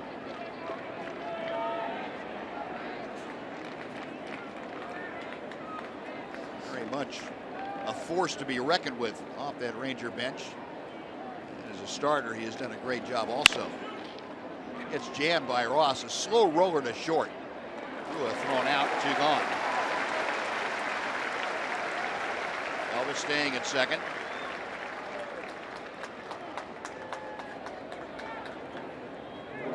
That'll take the Rangers back to the top of the order for Shin-Soo Choo.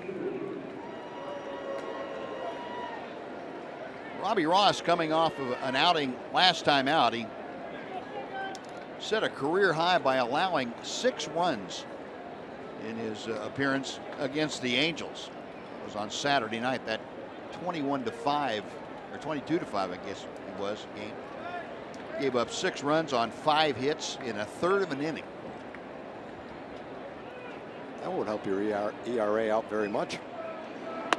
For Ross, and Ross has had quite a few outings. His ERA went from 3.20 to 5.26. 2 points. Yeah, in 1/3 of an inning. His overall numbers are pretty good. He struck out 31 in 25 innings, and he's only given up 1 home run. 0-1 the count to Choo. A couple pretty good breaking balls. That was a pitch that Robbie Ross never really was able to develop as a Ranger. Remember, he came out of nowhere really in 2012. Came onto the Rangers scene as a youngster and made the ball club out of spring training. Choo lofts a fly ball to left center field, carrying pretty well. Back at the wall is Brock Holt to make the catch. That will do it. Well, the Rangers going to run on a couple of hits and leave one after 7.5. 9-5 Boston.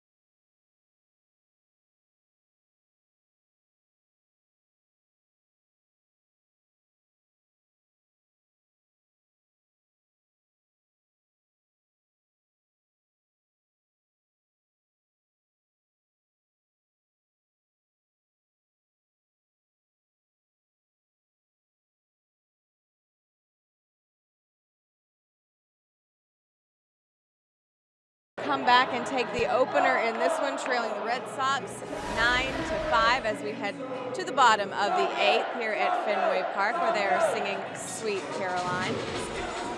The Rangers will play game 2 of this 3-game series tomorrow. 2 night games in the remainder of this series. 6 o'clock here on Fox Sports Southwest. There you see the pitching matchup in this one. A.J. Griffin looks to keep his spotless record intact, going up against the 8-5 David Price thus far this season. A big thank you to the fine folks at AT&T High-Speed Internet for getting us ready for game 2 of 3 between the Bo Sox and the Rangers, guys. All right, and thank you. We looking at A.J. Griffin hanging out in the Ranger dugout. Go back to the field. And Michael Roth starting off the bottom of the 8th inning, dealing to Jackie Bradley Jr. Working with a new catcher, Bobby Wilson. He has come into the ballgame to take over behind the plate.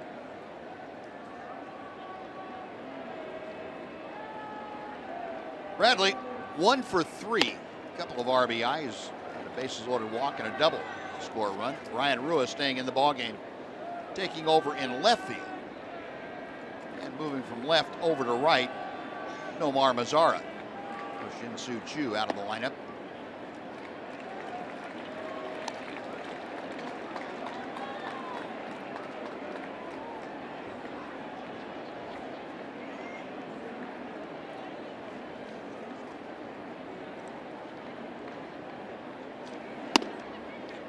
pitch. That is right in there, 3-1. Michael Roth, who came on in the 5th inning, trying to work through this lineup for a second time here this afternoon. Profar underhanding to Roth, covering for out number 1. Jackie Bradley Jr. retired. Now Brock Holt coming up. Yeah, 4 straight retired by Michael, trying to finish strong here in the 8th inning. He had to throw a lot of pitches, especially in the 6th inning. Gave up some hits. I mentioned it earlier, a couple of balls that he gave up, a home run and one of the doubles, weren't hit all that well. Boston double and a Boston home run. He's hanging in there, trying to get through 8 innings and end up giving Jeff Bannister 3 2/3 for the day, and allowing him not to have to use another bullpen pitcher.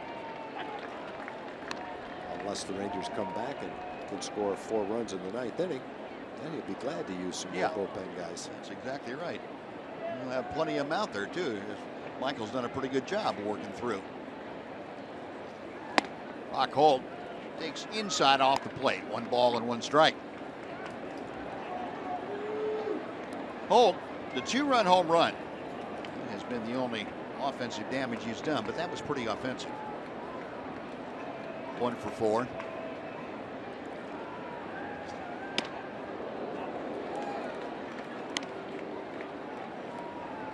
Two and 1 now. 9 runs on 17 hits for the Red Sox. 5 runs on 15 hits for the Rangers. Not a real good day to be a pitcher at Fenway Park.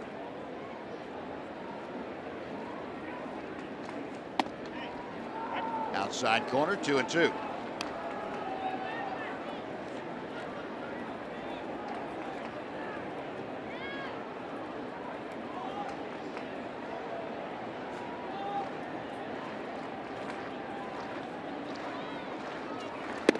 Call, strike 3. Holt knew it. He was headed back to the dugout before Andy Fletcher took at that right hand. 3rd strikeout for Michael Roth. Our AT&T high-speed replay. Take a look at some of the defense this afternoon. Holt throwing out Chew at the plate. What a great throw. You see where Holt was when he caught that ball. He's right behind shortstop. Nice play by Holt. Nice play by Leon, the catcher, to catch that ball and make the tag. First pitch to Travis Shaw. Runs him back off the plate. 1 ball, no strike. Shaw 2 for 4 today. Everybody in the Red Sox lineup has had at least 1 base hit this afternoon. Up and down the lineup, Xander Bogaerts has a 3-hit afternoon. Ortiz a 2-hit day. Ramirez a 2-hit day. Sandy Leon a 3-hit day. And you can see why the Red Sox are leading the world in offensive production. 2-0 pitch here. That ball's ripped to right. If it's fair, it's out of here. It hits the pesky pole. A home run for Travis Shaw. On a 2-0 pitch, Shaw hit a bolt about 3/4 of the way up the pole. It's a 10-5 Boston lead.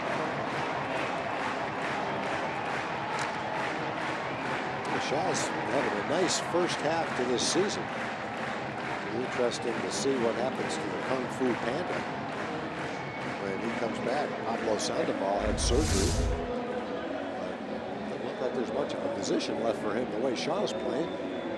On the top 5 in the league in doubles. A high fastball there. He's waiting to run until he sees where it ends up. Sees it hit off the pole and around he goes. Well, the 3rd Boston home run of the afternoon. And now Leon pops one down the left field line. He is going to be into second with a double. Rua a little trouble playing the carom, but Leon with his 3rd double of the afternoon is at second. He is now 4 for 5. Leon's got 8 doubles and 40 at bats.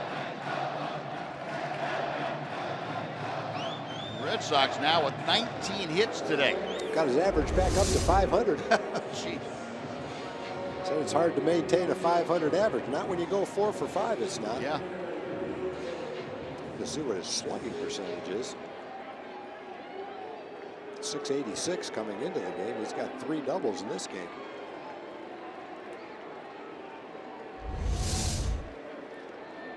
Well, Leon at second.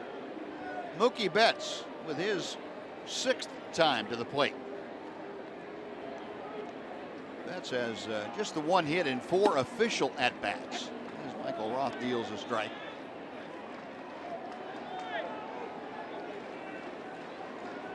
That's a single back in the 1st inning, a walk in the 5th. Other than that, he has flied out a couple of times and grounded out. That ball is ripped to left. It's headed over the monster and gone.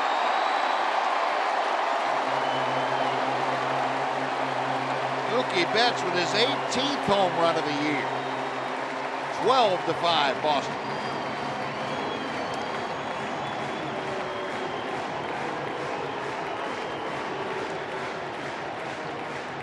There's no doubt about that one. He reached down and smoked that one. That ball hit a sign above the green monster, caromed right straight down, and was caught by a guy in the front row. He made a very nice play. Boy, after the strikeout of Holt, it looked like maybe Michael Roth was be able to finish strongly, but instead it turns into a home run right here and a slider down. Watch the ball hit the wall and come down to the man in the white shirt in the front row. Nice play.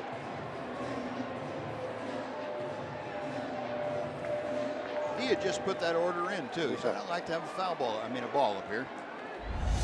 No, 12-5 now, 20 hits for the Red Sox. Here's Pedroia. Dustin Pedroia homered his last time to the plate. He was 2 for 5 today.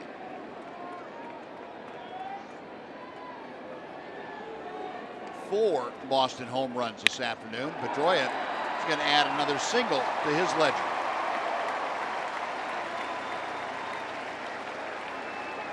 Pedroia, a 3-hit afternoon. The fireworks have started early here at Fenway. Red Sox putting 3 on the board here in the 8th, and they still have an opportunity for more with Pedroia at first and Bogaerts coming to the plate. Red Sox have failed to score in 2 innings today. They did not score in the 2nd, nor did they score in the 4th. Other than that, they have run a lot of folks through the batter's box. 6th time to the plate for Xander Bogaerts, who has 3 hits. Singled his first 3 times up there.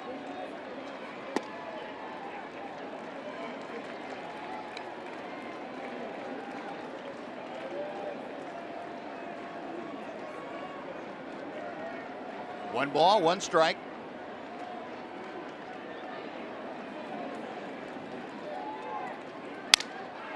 Broken bat. Watch out. Went way up in the seats as Beltre throws out Bogaerts, and that is the end of the inning. But Red Sox score 3 more times. They strand 1. We're going to the top of the 9th inning.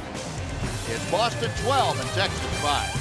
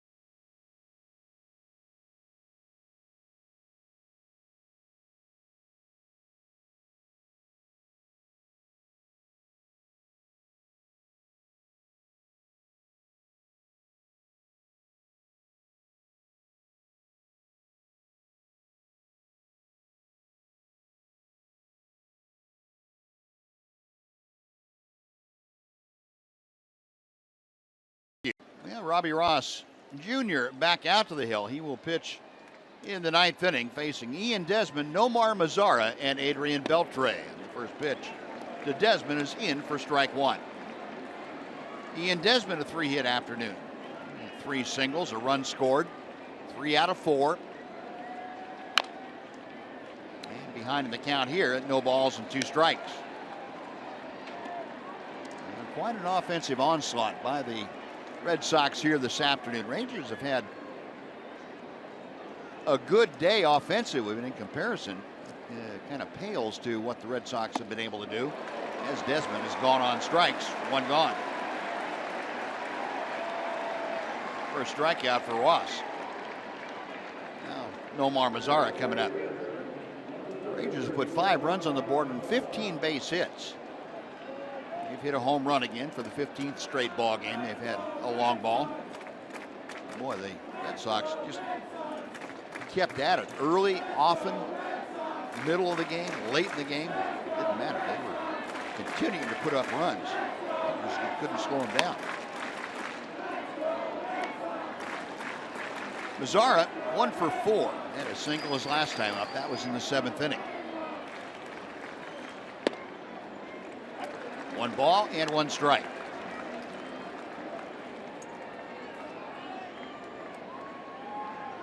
Robbie Ross came on to get the final 2 outs of the 8th inning.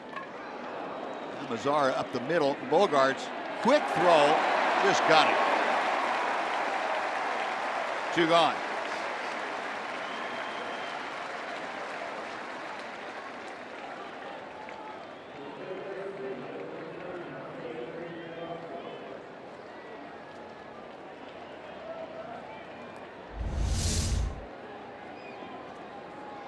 Bogarts is a big guy, but he's agile. He's a slick, looks like a pretty slick fielding shortstop. He's got a strong arm. Terrific player. He's coming into his own offensively the last couple of years, especially this year. Here's Beltre, who is 2 for 4 today. It's fouled out of play. Adrian, an RBI single in the 1st, infield single in the 3rd. Since then, he has flied to center and grounded to 3rd. Ross with the 0-1 pitch.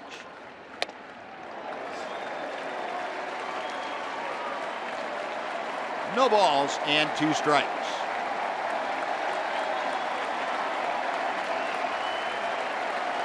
Crowd of 36,253. For the most part on their feet here at Fenway.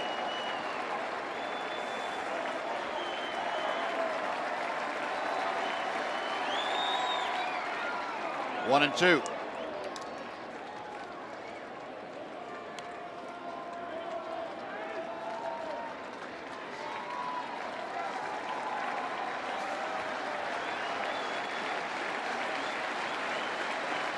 Ross back to the plate.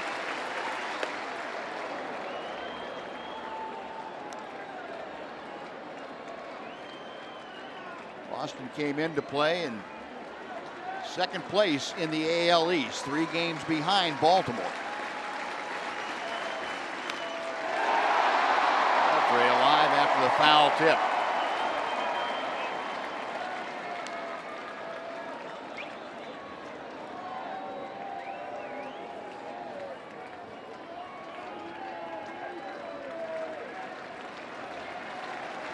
Now Adrian settling back in. Robbie Ross leading in for the sign. The 2-2.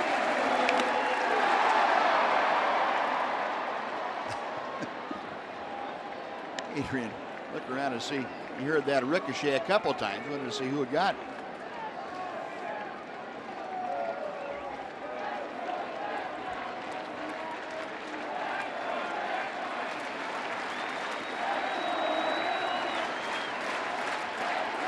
Again, Ross ready. Hard hit, fair ball. Down the left field line, it's going to roll to the corner. And Adrian into second will be content with that 2-out double. His 3rd hit of the day. Well, that's grinding out an at bat right there. 12-5 game, there's 2 outs. in the last inning, and he's up there grinding like it was a tie game with a winning run at second base. Fouled off some tough pitches, barely hung in there, and then rips a double down the left field line. A cutter inside, not a strike. And Brian Holiday has come off the Ranger bench to pinch run for Beltre. Yeah, if you want to know what the leadership is all about, the definition for it, put Adrian's at bat right in there. Yep. That shows the younger players and the rest of the guys on the team, no matter if they're young or not, exactly what being a major league player is all about. Forget what the score is. Just do your job the best you possibly can each time you get the opportunity. Pitch fielder skies one to shallow left field. Holt coming on and makes the catch. The Red Sox go on to win this afternoon by a final of 12-5. So the Rangers have now experienced their first 3-game losing streak since back in mid-May when they lost 3 in a row to the Oakland A's. Rangers down to defeat today. They are now 52-32, back to 20 games over 500. 12-5, the final will be back to Fenway Park.